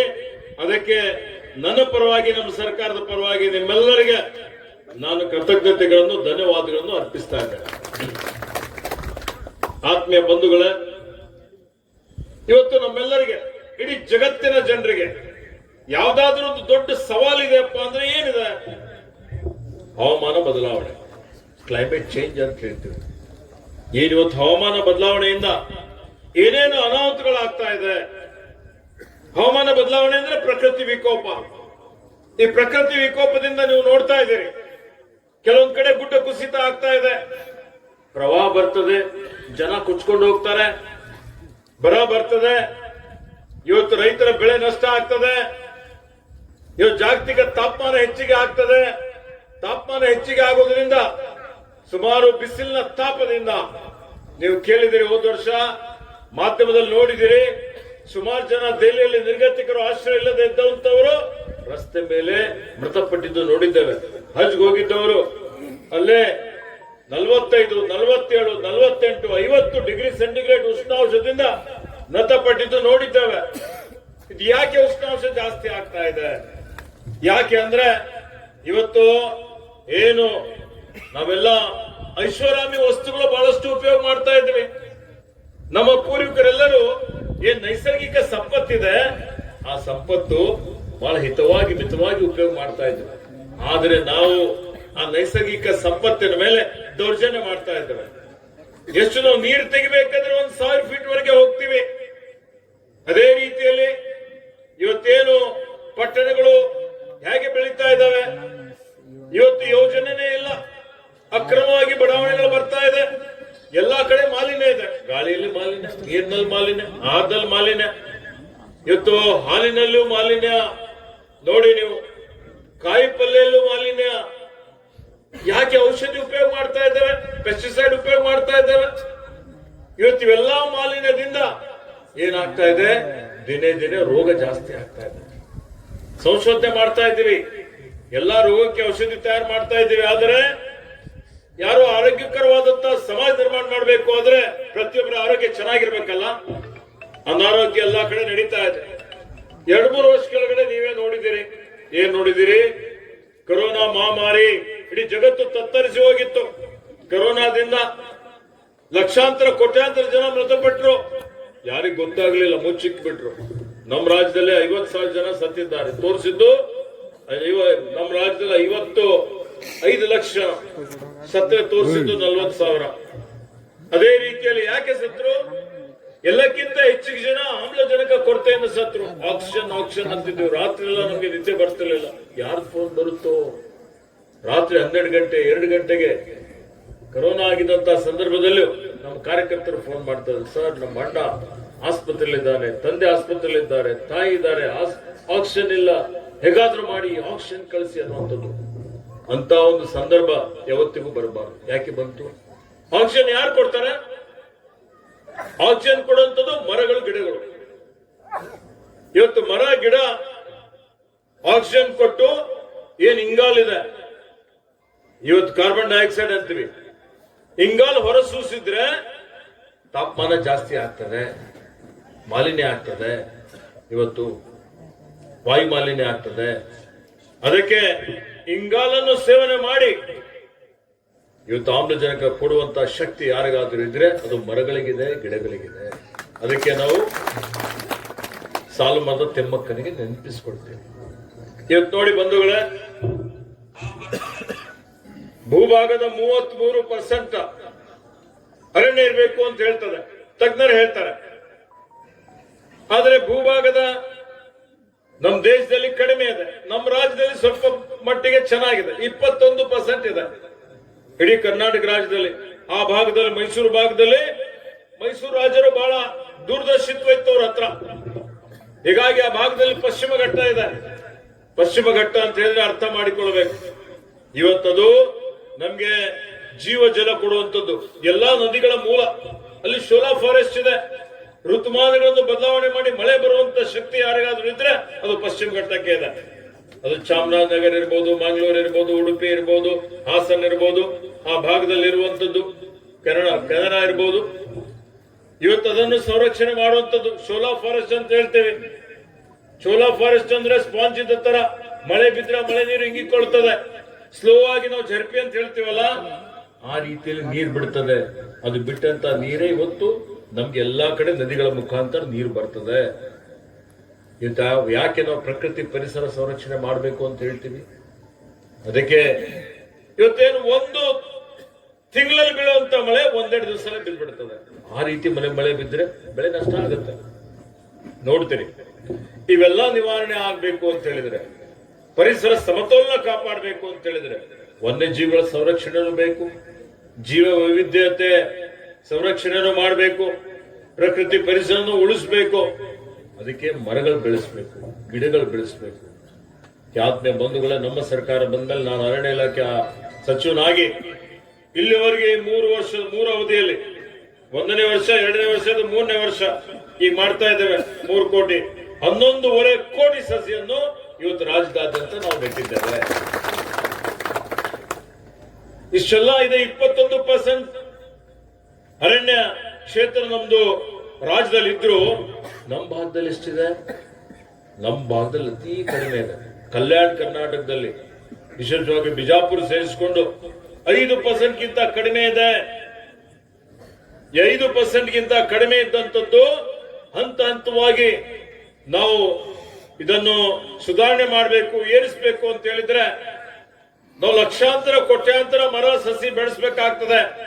ಈಗಾಗಲೇ ನಾವು ಇವತ್ತು ಅರಣ್ಯ ಏನು ಕೃಷಿ ಅರಣ್ಯ ಪ್ರೋತ್ಸಾಹ ಧನ ವಿತರಣೆ ಮಾಡಿದ್ದೇವೆ. ಇದರ ಅರ್ಥ ರೈತರು ತಮ್ಮ ತಮ್ಮ ಹೊಲಗದ್ದೆಗಳಲ್ಲಿ ಇವತ್ತು ಸಸಿ ನೆಡಬೇಕು, ಮರ ನೆಡಬೇಕು ಅನ್ನುವಂಥದ್ದು ಅದಕ್ಕೆ ಪ್ರೋತ್ಸಾಹ ಕೊಡುವಂತದ್ದು ಸರ್ಕಾರದಿಂದ, ಅರಣ್ಯ ಇಲಾಖೆಯಿಂದ ಪ್ರೋತ್ಸಾಹಧನ ನಾವು ಕೊಡ್ತಾ ಇದ್ದೇವೆ. ಹೀಗಾಗಿ ಇವತ್ತು ಈ ಜಿಲ್ಲೆಯಲ್ಲೂ ಈ ವರ್ಷ ಸುಮಾರು 5 ಲಕ್ಷ ಸಸಿ ನೆಡುವಂತ ಒಂದು ಕಾರ್ಯಕ್ರಮಕ್ಕೆ ನಾನು ಅನುದಾನ ಕೊಟ್ಟಿದ್ದೇನೆ. 5 ಲಕ್ಷ ಸಸಿ ನೆಡ್ತಾ ಇದ್ದೇವೆ. ಇವತ್ತು ಯಾದಗಿರಿಯಲ್ಲಿ ಹೋಗಿ ಅಲ್ಲಿ 1 ಲಕ್ಷ ಎತ್ತರದ ಸಸಿ ನೆಡಲಿಕ್ಕೆ ಬೆಳಿಗ್ಗೆ 2 ಗಂಟೆಗೆ ನಾನು ಅಲ್ಲೊಂದು ಕಾರ್ಯಕ್ರಮ ಮಾಡಿ, ವನಮಹೋತ್ಸವ ಕಾರ್ಯಕ್ರಮದ ಅಡಿಯಲ್ಲಿ ಅದಕ್ಕೆ ಚಾಲನೆ ಕೊಟ್ಟು ಎಲ್ಲ ಶಾಸಕರು ತೆಗೆದುಕೊಂಡು ಆ ಕಾರ್ಯಕ್ರಮ ಮಾಡಿ ಇಲ್ಲಿಗೆ ಬರ್ತಾ ಇದ್ದೇನೆ. ನಮ್ಮ ಬೀದರ್ನಲ್ಲಿ ಸುಮಾರು 3 ವರ್ಷದ ಅವಧಿಯಲ್ಲಿ ನಾವು 40 ಲಕ್ಷ ಸಸಿಯನ್ನು ನೆಟ್ಟಿದ್ದೇವೆ. ಈ ಮುಂಬರುವಂತಹ ದಿನಮಾನಗಳಲ್ಲಿ ಇನ್ನೂ ಹೆಚ್ಚಿನ ಸಸಿಗಳನ್ನು ನೆಟ್ಟು ಪಾಲನೆ ಪೋಷಣೆ ಮಾಡಿ ನೀರು ಹಾಕಿ ಅದನ್ನು ಬೆಳೆಸುವಂತದ್ದು ಮಾಡಬೇಕು ಅನ್ನುವಂತ ಒಂದು ಗುರಿಯನ್ನು ನಾವು ಇಟ್ಟುಕೊಂಡಿದ್ದೇವೆ. ಆದ್ಮೇಲೆ ಬಹಳ ಖುಷಿ ಯಾಕೆ ಆಗ್ತಾ ಇದೆ ಅಂತ ಹೇಳಿದ್ರೆ, ಅನುದಾನ ಕೊಡುವಂಥದ್ದು ದೊಡ್ಡ ವಿಷಯ ಅಲ್ಲ. ನನಗೆ ಆತ್ಮೀಯರಿದ್ರು, ಅಶೋಕ್ ಆತ್ಮೀಯರಿದ್ದು ಬೇಡಿದ್ರು. ನನ್ನ ಹತ್ರ ದುಡ್ಡು ಕಡಿಮೆ ಇತ್ತು. ಎಲ್ಲರಿಗೆ ನಾನು 1 ಕೋಟಿ ರೂಪಾಯಿ ಕೊಡ್ತಾ ಇದ್ದೆ. ಶಾಸಕರು ಕೇಳಿದವರಿಗೆ ಅರಣ್ಯ ಇಲಾಖೆಗೆ ಅನುದಾನ ಕಡಿಮೆ ಇದ್ರು ಬಹಳಷ್ಟು ಅಭಿವೃದ್ಧಿ ಮಾಡಿದ್ದೇವೆ. ಅಶೋಕ್ ಅವ್ರು ಬಂದು 1 ಕೋಟಿ ಸಾಕಾಗೋದಿಲ್ಲ, ನನಗೆ 2 ಕೋಟಿ ಬೇಕು ಅಂತ ಕೂತರು. ನಾನೇ ಆಯ್ತು ಅಂತೇಳಿ ಅಶೋಕ್ ಅವರಿಗೆ 2 ಕೋಟಿ ರೂಪಾಯಿ ಕೊಟ್ಟೆ. ಇವತ್ತು ಇಲ್ಲಿ ಇಷ್ಟೊಂದು ಸುಂದರವಾದಂತಹ ಒಂದು ಉದ್ಯಾನವನ ಮಾಡಿದ್ದಾರೆ. ಇವತ್ತೇನು ಯಾವ ರೀತಿಯಲ್ಲಿ ಮರಗಳು ಬೆಳೆದಿದೆ, ಮಕ್ಕಳ ಒಂದು ಆಟದ ಸಾಮಾನುಗಳನ್ನು ಇಲ್ಲಿ ಬಹಳ ಉತ್ತಮ ಗುಣಮಟ್ಟದ ಒಂದು ಪ್ಲೇ ಫೀಲ್ಡ್ ಮಾಡಿದ್ದಾರೆ. ಅದರ ಜೊತೆಯಲ್ಲಿ ಇವತ್ತು ಇಲ್ಲೊಂದು ಜಿಮ್ ಮಾಡಿದ್ದಾರೆ. ಇಲ್ಲಿ ವಾಯುವಿಹಾರಕ್ಕೆ ಸಂಪೂರ್ಣವಾದಂತ ಪ್ರಶಸ್ತವಾದಂತ ಒಂದು ವಾತಾವರಣ ನಿರ್ಮಾಣ ಮಾಡಿದ್ದಾರೆ. ಇಲ್ಲಿ ಬಂದು ಕೂತಿರೋ ಒಂದು ರೀತಿಯ ಶಾಂತಿ, ನೆಮ್ಮದಿ ಸಿಗುವಂತ ರೀತಿಯಲ್ಲಿ ಮಾಡಿದ್ದಾರೆ. ಬೇಕಲ್ಲ, ಇವತ್ತು ನಾವೆಲ್ಲ ಆಧುನಿಕ ಯುಗದಲ್ಲಿದ್ದೀವಿ, ಭೌತಿಕ ಸುಖದತ್ತ ಹೋಗ್ತಾ ಇದ್ದೇವೆ, ಎಲ್ಲರೂ ಒತ್ತಡದಲ್ಲಿದ್ದೀವಿ. ಯಾರಿಗಾದ್ರೂ ಟೆನ್ಷನ್ ಕಡಿಮೆ ಆಗ್ಬೇಕು, ಮನಸ್ಸು ಹಗರ ಆಗ್ಬೇಕು ಅಂದ್ರೆ ಏನ್ ಮಾಡ್ಬೇಕು? ಉದ್ಯಾನವನಕ್ಕೆ ಬಂದ್ರೆ ಸ್ವಲ್ಪ ಮನಸ್ಸು ಹಗರ ಆಗ್ತದೆ. ನಮ್ಮ ಮಕ್ಕಳು ನೋಡಿ ಯಾವ ರೀತಿಯಲ್ಲಿ ಬಹಳ ಪ್ರತಿಭಾವಂತರಿದ್ದಾರೆ, ಬಹಳ ಮೇಧಾವಿಗಳಿದ್ದಾರೆ ಇಂದಿನ ಕಾಲದಲ್ಲಿ. ಆದರೆ ದಾರಿ ತಪ್ಪಿ ಹೋಗ್ತಾ ಇದ್ದಾರೆ, ಪಾಶ್ಚಿಮಾತ್ಯ ರಾಷ್ಟ್ರದ ಅನುಕರಣೆ ಮಾಡ್ತಾ ಇದ್ದಾರೆ. ಎಲ್ಲರ ಹತ್ರ ಮೊಬೈಲ್ ಆಗಿದೆ, ಫೇಸ್ಬುಕ್ ಆಗಿದೆ, ಇಂಟರ್ನೆಟ್ ಆಗಿದೆ. ಬೆಳಗ್ಗೆಯಿಂದ ಸಾಯಂಕಾಲದವರೆಗೆ ನನ್ನ ಜೀವನ ಪರ್ಯಂತ ಒಂದು ಮನುಷ್ಯನ ದಿನಚರಿ, ಸಣ್ಣ ಮಕ್ಕಳು ಹಿಡ್ಕೊಂಡು ದೊಡ್ಡವ್ರ ತನಕ ಬೆಳಗ್ಗೆಯಿಂದ ಸಾಯಂಕಾಲದವರೆಗೆ ಮೊಬೈಲ್ ಫೋನೇ ಇದೆ. ಮಕ್ಕೊಂಡ್ರು ಇದೀವಿ ಮೊಬೈಲ್ ಫೋನೇ. ವೈದ್ಯರು ಹೇಳ್ತಾ ಇದ್ದಾರೆ 3 ಗಂಟೆ 4 ಗಂಟೆಗಿಂತ ಹೆಚ್ಚಿಗೆ ನೀವು ಮೊಬೈಲ್ ಉಪಯೋಗ ಮಾಡಿದ್ರಿ ಅಂದ್ರೆ ಮಾನಸಿಕವಾಗಿ ದುರ್ಬಲ ಆಗ್ತೀರಿ. ಮಕ್ಕಳು ಅದಕ್ಕೆ ಮಾನಸಿಕವಾಗಿ ದುರ್ಬಲ ಆಗ್ತಾ ಇದ್ದಾರೆ. ಹಿಂದೆ ನಮಗೆಲ್ಲ ಇವತ್ತೆಲ್ಲ ನಮ್ಮ ತಂದೆಯವರು ವಿಧಾನಸಭೆಯಲ್ಲಿ ಲೆಜಿಸ್ಲೇಟಿವ್ ಹೋಮಲ್ಲಿ ಇದ್ದಂತಹ ಸಂದರ್ಭದಲ್ಲಿ ಬಯಾಟಾಗಿ ನಮ್ಮ ಮನೇಲಿ ಎಲ್ಲರೂ ಆ ಲ್ಯಾಂಡ್ ಲೈನ್ ನಂಬರ್ ಹೇಳ್ತಿದ್ವಿ.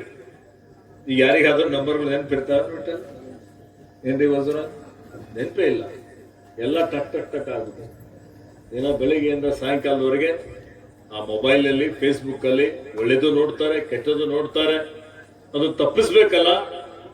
ಅದು ತಪ್ಪಿಸದೇ ಇದ್ರೆ ಮುಂದಿನ ಪೀಳಿಗೆ ಏನಿದೆಯಲ್ಲ, ಇವತ್ತು ಅವ್ರು ಉತ್ತಮವಾದಂತ ಒಳ್ಳೆ ಆರೋಗ್ಯ ಇಟ್ಕೊಂಡು ಅವ್ರ ಮುಂದೆ ಹೋಗ್ಲಿಕ್ಕೆ ಸಾಧ್ಯ ಆಗೋದಿಲ್ಲ.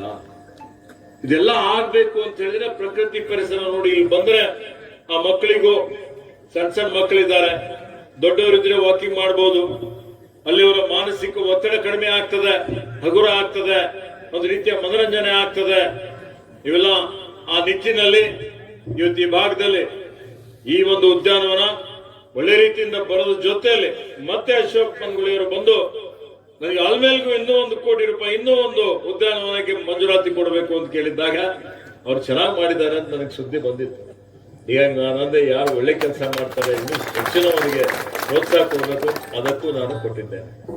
ಹೀಗಾಗಿ ಇಲ್ಲಿ ಈ ಕ್ಷೇತ್ರ ಬಹಳ ಅಭಿವೃದ್ಧಿ ಆಗ್ತಾ ಇದೆ. ಹಿಂದೆ ಚುನಾವಣೆಯಲ್ಲಿ ಬಂದಾಗ ಊರೆಲ್ಲ ಸುತ್ತಾಡಿದಾಗ ನನಗೆ ಬೇಸರಾಗಿತ್ತು. ಯಾಕೆ ಬೇಸರ ಆಗಿತ್ತು ಅಂತ ಹೇಳಿದ್ರೆ ಎಲ್ಲಾ ಕಡೆ ಧೂಳಿತ್ತು. ನನ್ನ ಕ್ಷೇತ್ರ ಎಷ್ಟು ಚೆನ್ನಾಗಿದೆ, ಇಲ್ಲಿ ಎಲ್ಲಿ ನನ್ಗಿಂತ ದೊಡ್ಡ ದೊಡ್ಡ ಮನೆಗಳು ನಮ್ಮ ಕ್ಷೇತ್ರಕ್ಕಿಂತ ಸಾಹುಕಾರ ಕಾಣಿಸ್ತಾ ಇದ್ದಾರೆ. ಇಲ್ಲಿ ಶ್ರೀಮಂತರ ಹತ್ರ ಬಹಳ ಇದ್ದಾರೆ. ಮನೆ ನೋಡಿದ್ರೆ ಏನು ಹೇಳಿಕೆ 5-5 ಕೋಟಿ ಮನೆ ಕಟ್ಟಿದ್ದಾರೆ. ಆದ್ರೆ ಮನೆ ಮುಂದೆ ರಸ್ತೆನೇ ಇಲ್ಲ. ಎಲ್ಲಿ ನೋಡಿದ್ರಲ್ಲಿ ಇವತ್ತು ಕೆಸರು, ಎಲ್ಲಿ ನೋಡಿದ್ರಲ್ಲಿ ಕಸ, ಇವತ್ತು ಧೂಳು, ಅದೆಲ್ಲ ನೋಡಿದ್ದೆ ನಾನು. ಆದ್ರೆ ಇವತ್ತು ನನಗೆ ಅಶೋಕ್ ಕರ್ಕೊಂಡು ಬಂದ್ರು ಹಿಂಗೆ ಒಂದು ರೌಂಡ್.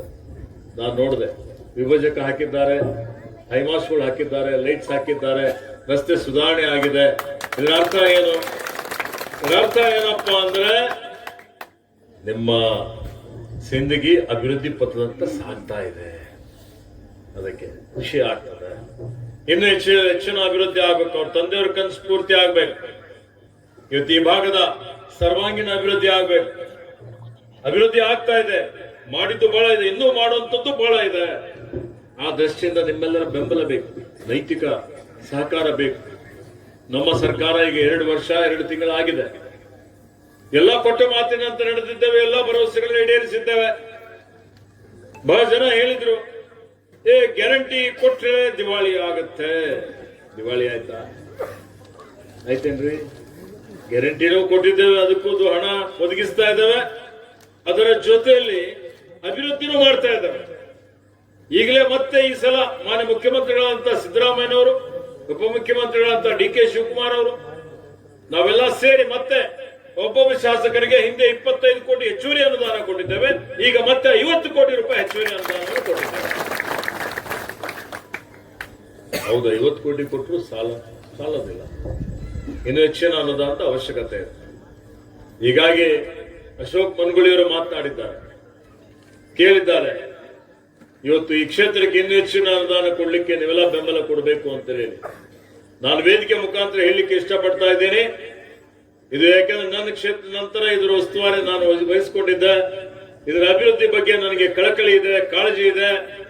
ಹೀಗಾಗಿ ನಾನು ನನ್ನ ಮಿತ್ರನಾದಂತ ರಹೀಂ ಖಾನ್ ಇರ್ಬೋದು, ಇತರ ಮಂತ್ರಿಗಳು, ಇತರ ಸಚಿವರು ಇರ್ಬೋದು, ಅವ್ರ ಹತ್ರ ಹೋಗಿ ಅವರಿಗೆ ಒತ್ತಾಯ ಮಾಡಿ ಈ ನಗರಕ್ಕೆ ಮತ್ತು ಈ ಕ್ಷೇತ್ರದ ಸರ್ವಾಂಗೀಣ ಅಭಿವೃದ್ಧಿಗೆ ನಿಮ್ಗೆ ಏನೇನು ಅನುದಾನ ಬೇಕಾಗಿದೆ ಅದನ್ನು ಕೊಡಿಸ್ಲಿಕ್ಕೆ ಪ್ರಾಮಾಣಿಕವಂತ ಪ್ರಯತ್ನ ಮಾಡ್ತೇನೆ. ಮತ್ತೆ ನನ್ನ ಕಡೆಯಿಂದ ನೀವೇನು 10,000 ಕೇಳಿದ್ರು, ಯಾರು? ಡಾಕ್ಟರ್ ಶಾಂತ್ ಅವರು 10,000 ಸಸಿಗಳು. ನಾನು ಈಗಾಗಲೇ ಹೇಳಿದ್ದೇನೆ ಚವ್ಹಾಣ್ಗೆ, 10,000 ಎತ್ತರದ ಸಸಿ ಅಂತ ಹೇಳಿದ್ರೆ ಅದಕ್ಕೆ ಹೆಚ್ಚಿನ ಹಣ ಬೇಕಾಗ್ತದೆ. 10,000 ಎತ್ತರದ ಸಸಿ ನೆಡ್ಲಿಕ್ಕೆ ಎಷ್ಟೇ ಅನುದಾನ ಬೇಕಾದ್ರೂ ಆ ಅನುದಾನ ನಾನು ಈ ವರ್ಷನೇ ಮಂಜೂರಿ ಮಾಡ್ತೀನಿ. ನೀವು ನರ್ಸರಿಯಲ್ಲಿ ಅದನ್ನು ಡೆವಲಪ್ ಮಾಡಿ ಮುಂದೆ ಶಾಂತ್ ಅವರು ಹೇಳಿದಂತ ಪ್ರದೇಶಗಳಲ್ಲಿ ಎಲ್ಲೆಲ್ಲಿ ಆ ಎತ್ತರದ ಸಸಿ ನೆಡಬೇಕಾಗಿದೆ, ನೆಡುವಂತ ಕೆಲಸ ನಮ್ಮ ಇಲಾಖೆಯವರು ಮಾಡಿ ಕೊಡ್ತಾರೆ ಅನ್ನುವಂತ ಮಾತನ್ನು ಹೇಳಿಕೆ ಬಯಸ್ತಾ ಇದ್ದೇನೆ. ಇನ್ನು ಹೆಚ್ಚಿನ ಅನುದಾನ ಕೇಳಿ ಅಂತ ಅಶೋಕ್ ಅವರಿಗೆ ಹೇಳ್ತಾ ಇದ್ದಾರೆ. ಹೆಚ್ಚಿನ ಅನುದಾನವನ್ನು ಕೊಡ್ಲಿಕ್ಕೆ ಪ್ರಯತ್ನ ಮಾಡ್ತೇನೆ. ಮಾನ್ಯ ಮುಖ್ಯಮಂತ್ರಿಯವರಿಗೆ ಮನವಿ ಮಾಡಿದ್ದೇನೆ, ಅರಣ್ಯ ಇಲಾಖೆಗೆ ಇನ್ನೂ ವನ್ಯಜೀವಿಗಳ ಸಂರಕ್ಷಣೆ ಇತರ ಕಾರ್ಯಕ್ರಮಗಳಿಗೆ ಹೆಚ್ಚಿನ ಒಂದು ಅನುದಾನ ಕೊಡಬೇಕು ಅನ್ನುವಂತ ವಿನಂತಿಯನ್ನು ನಾನು ಮಾಡಿದ್ದೇನೆ. ಅದಕ್ಕೆ ಆತ್ಮೀಯ ಬಂಧುಗಳೇ, ಇವತ್ತು ಈ ಕ್ಷೇತ್ರ ಇವತ್ತು ಇನ್ನೂ ಮಾದರಿ ಕ್ಷೇತ್ರವಾಗಿ ಅಭಿವೃದ್ಧಿ ಆಗಬೇಕು. ಆ ನಿಟ್ಟಿನಲ್ಲಿ ಅರಣ್ಯ ಮತ್ತು ಪರಿಸರ ಇಲಾಖೆ ವತಿಯಿಂದ ಏನೇನು ಆಗಬೇಕಾಗಿದೆ, ಯಾಕಂದ್ರೆ ಭೂಮಿ ಇರುವಂತದ್ದು ಒಂದೇ. ಈ ಭೂಮಿ ಮುಂದಿನ ಪೀಳಿಗೆಗೆ ನಾವು ಆರೋಗ್ಯಕರವಾಗಿ ಹಸ್ತಾಂತರ ಮಾಡುವಂತ ಜವಾಬ್ದಾರಿ ನಮ್ಮ ಮೇಲೆ ಇದೆ. ನಾವು ಇದನ್ನು ಕಲುಷಿತ ಮಾಡಿದೀವಿ, ಎಲ್ಲಾ ರೀತಿಯಲ್ಲಿ ಮಾಲಿನ್ಯ ಜಾಸ್ತಿ ಆಯ್ತು ಅಂತ ಹೇಳಿದ್ರೆ, ತಾಪಮಾನ ಜಾಸ್ತಿ ಆಯ್ತು ಅಂದ್ರೆ ಮುಂದಿನ ಪೀಳಿಗೆ ನಮ್ಗೆ ಕ್ಷಮಿಸುವುದಿಲ್ಲ. ಅದಕ್ಕೆ ಅರಣ್ಯ ಒತ್ತುವರಿ ಮಾಡಬಾರದು ಅನ್ನುವಂಥದ್ದು. ಅದರ ಜೊತೆಯಲ್ಲಿ ಇವತ್ತಿನ ಪರಿಸರಕ್ಕೆ ಹಾನಿಕರಕವಾದಂತ ಪ್ಲಾಸ್ಟಿಕ್, ಏಕ ಬಳಕೆ ಪ್ಲಾಸ್ಟಿಕ್ ಏನಿರ್ತದೆ, ತಿನ್ನಿರುತ್ತೆ, ನೀವೆಲ್ಲ ಹೋಗಿ ದಿನಸಿ ಅಂಗಡಿಗಳಿಗೆ ತಗೊಂಡು ಬರ್ತಿರೋದು ನಿಷೇಧ ಮಾಡಿದ್ದೇವೆ. ಪ್ಲಾಸ್ಟಿಕ್ ನಿಷೇಧ ಮಾಡಿದ ಉದ್ದೇಶ ಏನಪ್ಪಾ ಅಂತ ಹೇಳಿದ್ರೆ, ಅದು ಮಣ್ಣಲ್ಲಿ ಮಣ್ಣಾಗೋದಿಲ್ಲ, ನೀರಲ್ಲಿ ಕರಗೋದಿಲ್ಲ. ಅದನ್ನು ನಾವು ಇವತ್ತು ಬೆಂಕಿ ಹಚ್ಚಿಬಿಟ್ರೆ ಏನು ಆವಿ ಬರುತ್ತಲ್ಲ, ಅದು ಹೊರಸೂಸುವಂತದ್ದು, ಅದು ವಿಷಕಾರಕ. ಅದನ್ನು ಸೇವನೆ ಮಾಡೋದ್ರಿಂದ ಕ್ಯಾನ್ಸರ್ ಬರುತ್ತೆ. ಹಾಗೆ ನೀವು ಪ್ಲಾಸ್ಟಿಕ್ ಹೀಗೆ ಬಿಟ್ಬಿಟ್ರಿ ಅಂದ್ರೆ ಅದನ್ನು ದನ ಕರುಗಳು ತಿಂದ್ರೆ ಸತ್ತೋಗ್ಬಿಡ್ತವೆ. ಅದಕ್ಕೆ ಎಲ್ಲೇ ನಗರ ಸ್ಥಳೀಯ ಸಂಸ್ಥೆಗಳ ಅಧ್ಯಕ್ಷರು ಇದ್ದಾರೆ, ಡಾಕ್ಟರ್ ಇದ್ದಾರೆ, ಪುರಸಭೆ ಅಧಿಕಾರಿಗಳು ಇರಬಹುದು, ಸದಸ್ಯರುಗಳು ಇದ್ದಾರೆ, ಸುಮಾರು ಜನ. ಅವರಿಗೆ ನಾನು ವಿನಂತಿ ಮಾಡ್ತಾ ಇದ್ದೇನೆ, ಏಕ ಬಳಕೆ ಪ್ಲಾಸ್ಟಿಕ್ ನಿಷೇಧ ಮಾಡಿ. ಹಿಂದೆ ನಮ್ಮ ಪೂರ್ವಜರು ಏನು ಬಟ್ಟೆ ಕೈಚೀಲ ತಗೊಂಡು ಹೋಗ್ತಿರು ದಿನಸಿ ತರಲಿಕ್ಕೆ, ಆ ರೀತಿಯಲ್ಲಿ ನಮ್ಮವರು ಸಹಿತ ಈ ಬಟ್ಟೆ ಕೈಚೀಲ ಉಪಯೋಗ ಮಾಡುವಂತ ಒಂದು ರೂಢಿ ಬೆಳೆಸ್ಕೊಳ್ಬೇಕು. ಮತ್ತೆ ಪ್ಲಾಸ್ಟಿಕ್ ಮರುಬಳಕೆ ಮಾಡಿಕೊಳ್ಳುವಂಥದ್ದು ಉಪಯೋಗ ಮಾಡಬಹುದು, ಮತ್ತೆ ಅದನ್ನೇ ಮರುಬಳಕೆ ಆಗ್ಬೇಕು. ಆಗದೆ ಇದ್ದು ಹಾಗೆ ಅಲ್ಲೇ ಬಿಟ್ಬಿಟ್ರೆ, ಮಣ್ಣಲ್ಲಿ ಬಿಟ್ಬಿಟ್ರೆ ಅದು ಮಾರಕ ಆಗ್ತದೆ. ಈಗ ನಾವೆಲ್ಲರೂ ಬಹಳ ಅತ್ಯಂತ ಸಡಗರ ಸಂಭ್ರಮದಿಂದ ಇವತ್ತು ಗಣೇಶೋತ್ಸವ ಆಚರಣೆ ಮಾಡ್ತೇವೆ. ಅದಕ್ಕೆ ಬಹಳ ಕಡೆ ಈ ಭಾಗದಲ್ಲಿ ಎಲ್ಲಿ ಜಾಗೃತಿ ಇಲ್ಲ ಅಲ್ಲಿ ನಾವೆಲ್ಲ POP ಯೂಸ್ ಮಾಡಿ ಗಣೇಶೋತ್ಸವ ಮಾಡ್ತೀವಿ. ದೊಡ್ಡ ದೊಡ್ಡ ಕಾಣಿಸ್ಬೇಕು, ನಾನು ಅವನಕ್ಕಿಂತ ದೊಡ್ಡದು ಗಣೇಶ ಹಾಕ್ಬೇಕು ಅನ್ನೋಂಥ ಪೈಪೋಟಿ ಇರುತ್ತೆ. ಆದ್ರೆ ನೋಡಿ POP ಯಲ್ಲಿ ಅನೇಕ ರಾಸಾಯನಿಕಗಳಿರ್ತವೆ. ಈ ರಾಸಾಯನಿಕಗಳು, ಕೆಮಿಕಲ್ಸ್ಗಳು ನಾವು ನೀರಲ್ಲಿ ಮುಳುಗಿಸಿದ ಮೇಲೆ ಅದೇ ನೀರು ಕುಡಿತೀವಿ, ರೋಗಿಗಳಾಗ್ತೀವಿ. ಅದೇ ನೀರು ಜಾನುವಾರುಗಳು ಕುಡಿದ್ರೆ, ಮೀನುಗಳು ಕುಡಿದ್ರೆ, ಮತ್ತೊಂದಾದ್ರೆ ಅವು ಸತ್ತೋಗ್ಬಿಡ್ತವೆ. ಹೀಗಾಗಿ POP ಉಪಯೋಗ ಮಾಡಬಾರ್ದು, ಮಣ್ಣಿನ ಗಣಪತಿ ಉಪಯೋಗ ಮಾಡಬೇಕು, ಪರಿಸರ ಸ್ನೇಹಿ ಗಣಪತಿ ಉಪಯೋಗ ಮಾಡಬೇಕು ಅನ್ನುವಂಥದ್ದು ಅದು ತಾವೆಲ್ಲರೂ ಅದನ್ನು ಸಂಕಲ್ಪ ಮಾಡಬೇಕು ಅನ್ನುವಂಥ ಒಂದು ವಿನಂತಿಯನ್ನು ವೇದಿಕೆ ಮುಖಾಂತರ ಮಾಡ್ತಾ ಇದ್ದಾರೆ. ಹೀಗಾಗಿ ಆತ್ಮೀಯ ಬಂಧುಗಳು, ಹೆಚ್ಚಿನ ಸಮಯ ತೆಗೆದುಕೊಳ್ಳೋದಿಲ್ಲ. ಬಹಳಷ್ಟು ಮಾತುಗಳನ್ನು ಈಗಾಗಲೇ ಪ್ರತಿಯೊಬ್ಬರು ಹೇಳಿದ್ದಾರೆ, ಪೂಜ್ಯರು ಬಂದಿದ್ದಾರೆ. ನಮ್ಮೆಲ್ಲರ ಆರಾಧ್ಯ ದೇವರಾದಂತಹ ಪರಮ ಪೂಜ್ಯ ಸಿದ್ದೇಶ್ವರ ಸ್ವಾಮೀಜಿಯವರು ಅವರ ಹೆಸರಿಗೆ ನಾವೊಂದು ಬಿಜಾಪುರದಲ್ಲಿ ಒಂದು ಉದ್ಯಾನವನ ನಾನು ಬಂದ ಮೇಲೆ ನಾಮಕರಣ ಮಾಡಿದ್ದೇನೆ. MB ಪಾಟೀಲ್ ಅವ್ರಿಗೆ ಮಾತಾಡಿದ್ದೇನೆ. ಮುಂದಿನ ತಿಂಗಳು ಅಲ್ಲಿ ಬಿಜಾಪುರಕ್ಕೆ ಬಂದು ಅದರ ಉದ್ಘಾಟನೆ ಕಾರ್ಯಕ್ರಮ ಹಮ್ಮಿಕೊಂಡಿದ್ದೇವೆ. ಎಲ್ರಿಗೂ ಆಹ್ವಾನ ಮಾಡ್ತೇವೆ. ಆ ಕಾರ್ಯಕ್ರಮದಲ್ಲಿ ತಾವೆಲ್ಲ ಭಾಗವಹಿಸಬೇಕು ಅಂತ ಹೇಳಿ ವಿನಂತಿಯನ್ನು ಮಾಡುತ್ತೇನೆ. ಹಾಗೆ ಇವತ್ತು ಇಷ್ಟೊತ್ತಾದರೂ ತಾವೆಲ್ಲ ಬಹಳ ಪ್ರೀತಿಯಿಂದ, ವಿಶ್ವಾಸದಿಂದ ನನಗೆ ಇಲ್ಲಿ ಬಂದಂತಹ ಸಂದರ್ಭದಲ್ಲಿ ಆದರ ಸನ್ಮಾನ ಸತ್ಕಾರ ಮಾಡಿದ್ದಕ್ಕಾಗಿ ಮತ್ತು ಏನು ಅಶೋಕ್ ಮಂದಗುಳಿ ಅವರಿಗೆ ಇದೇ ರೀತಿಯಲ್ಲಿ ನಿಮ್ಮ ಆಶೀರ್ವಾದ ಮುಂದೆನೂ ಇದೇ ರೀತಿಯಲ್ಲಿ ನಮ್ಮ ಪಕ್ಷದ ಮೇಲೆ, ಅಶೋಕ್ ಅವ್ರ ಮೇಲೆ, ನಮ್ಮೆಲ್ಲರ ಮೇಲೆ ಇರಲಿ. ಇನ್ನು ಹೆಚ್ಚಿನ ರೀತಿಯಲ್ಲಿ 2028ಕ್ಕೆ ಮತ್ತೆ ನೀವೆಲ್ಲ ಶಕ್ತಿ ಕೊಟ್ರೆ ಇನ್ನು ಉತ್ತಮವಾದಂತಹ ಸೇವೆ ಮಾಡಲಿಕ್ಕೆ, ಇನ್ನು ಒಳ್ಳೆ ರೀತಿಯಿಂದ ಆಡಳಿತ ಕೊಡಲಿಕ್ಕೆ ನಮ್ಮ ಸರ್ಕಾರ ಪೂರ್ಣ ಪ್ರಮಾಣದಲ್ಲಿ ಪ್ರಾಮಾಣಿಕ ಪ್ರಯತ್ನ ಮಾಡ್ತದೆ ಅನ್ನುವಂಥ ಒಂದು ಭರವಸೆಯನ್ನು ಕೊಟ್ಟು ನಿಮ್ಮೆಲ್ಲರಿಗೆ ಶುಭವನ್ನು ಹಾರೈಸಿ ನನ್ನ 2 ಮಾತುಗಳನ್ನು ಮುಗಿಸ್ತೇನೆ. ಜೈ ಹಿಂದ್, ಜೈ ಕರ್ನಾಟಕ.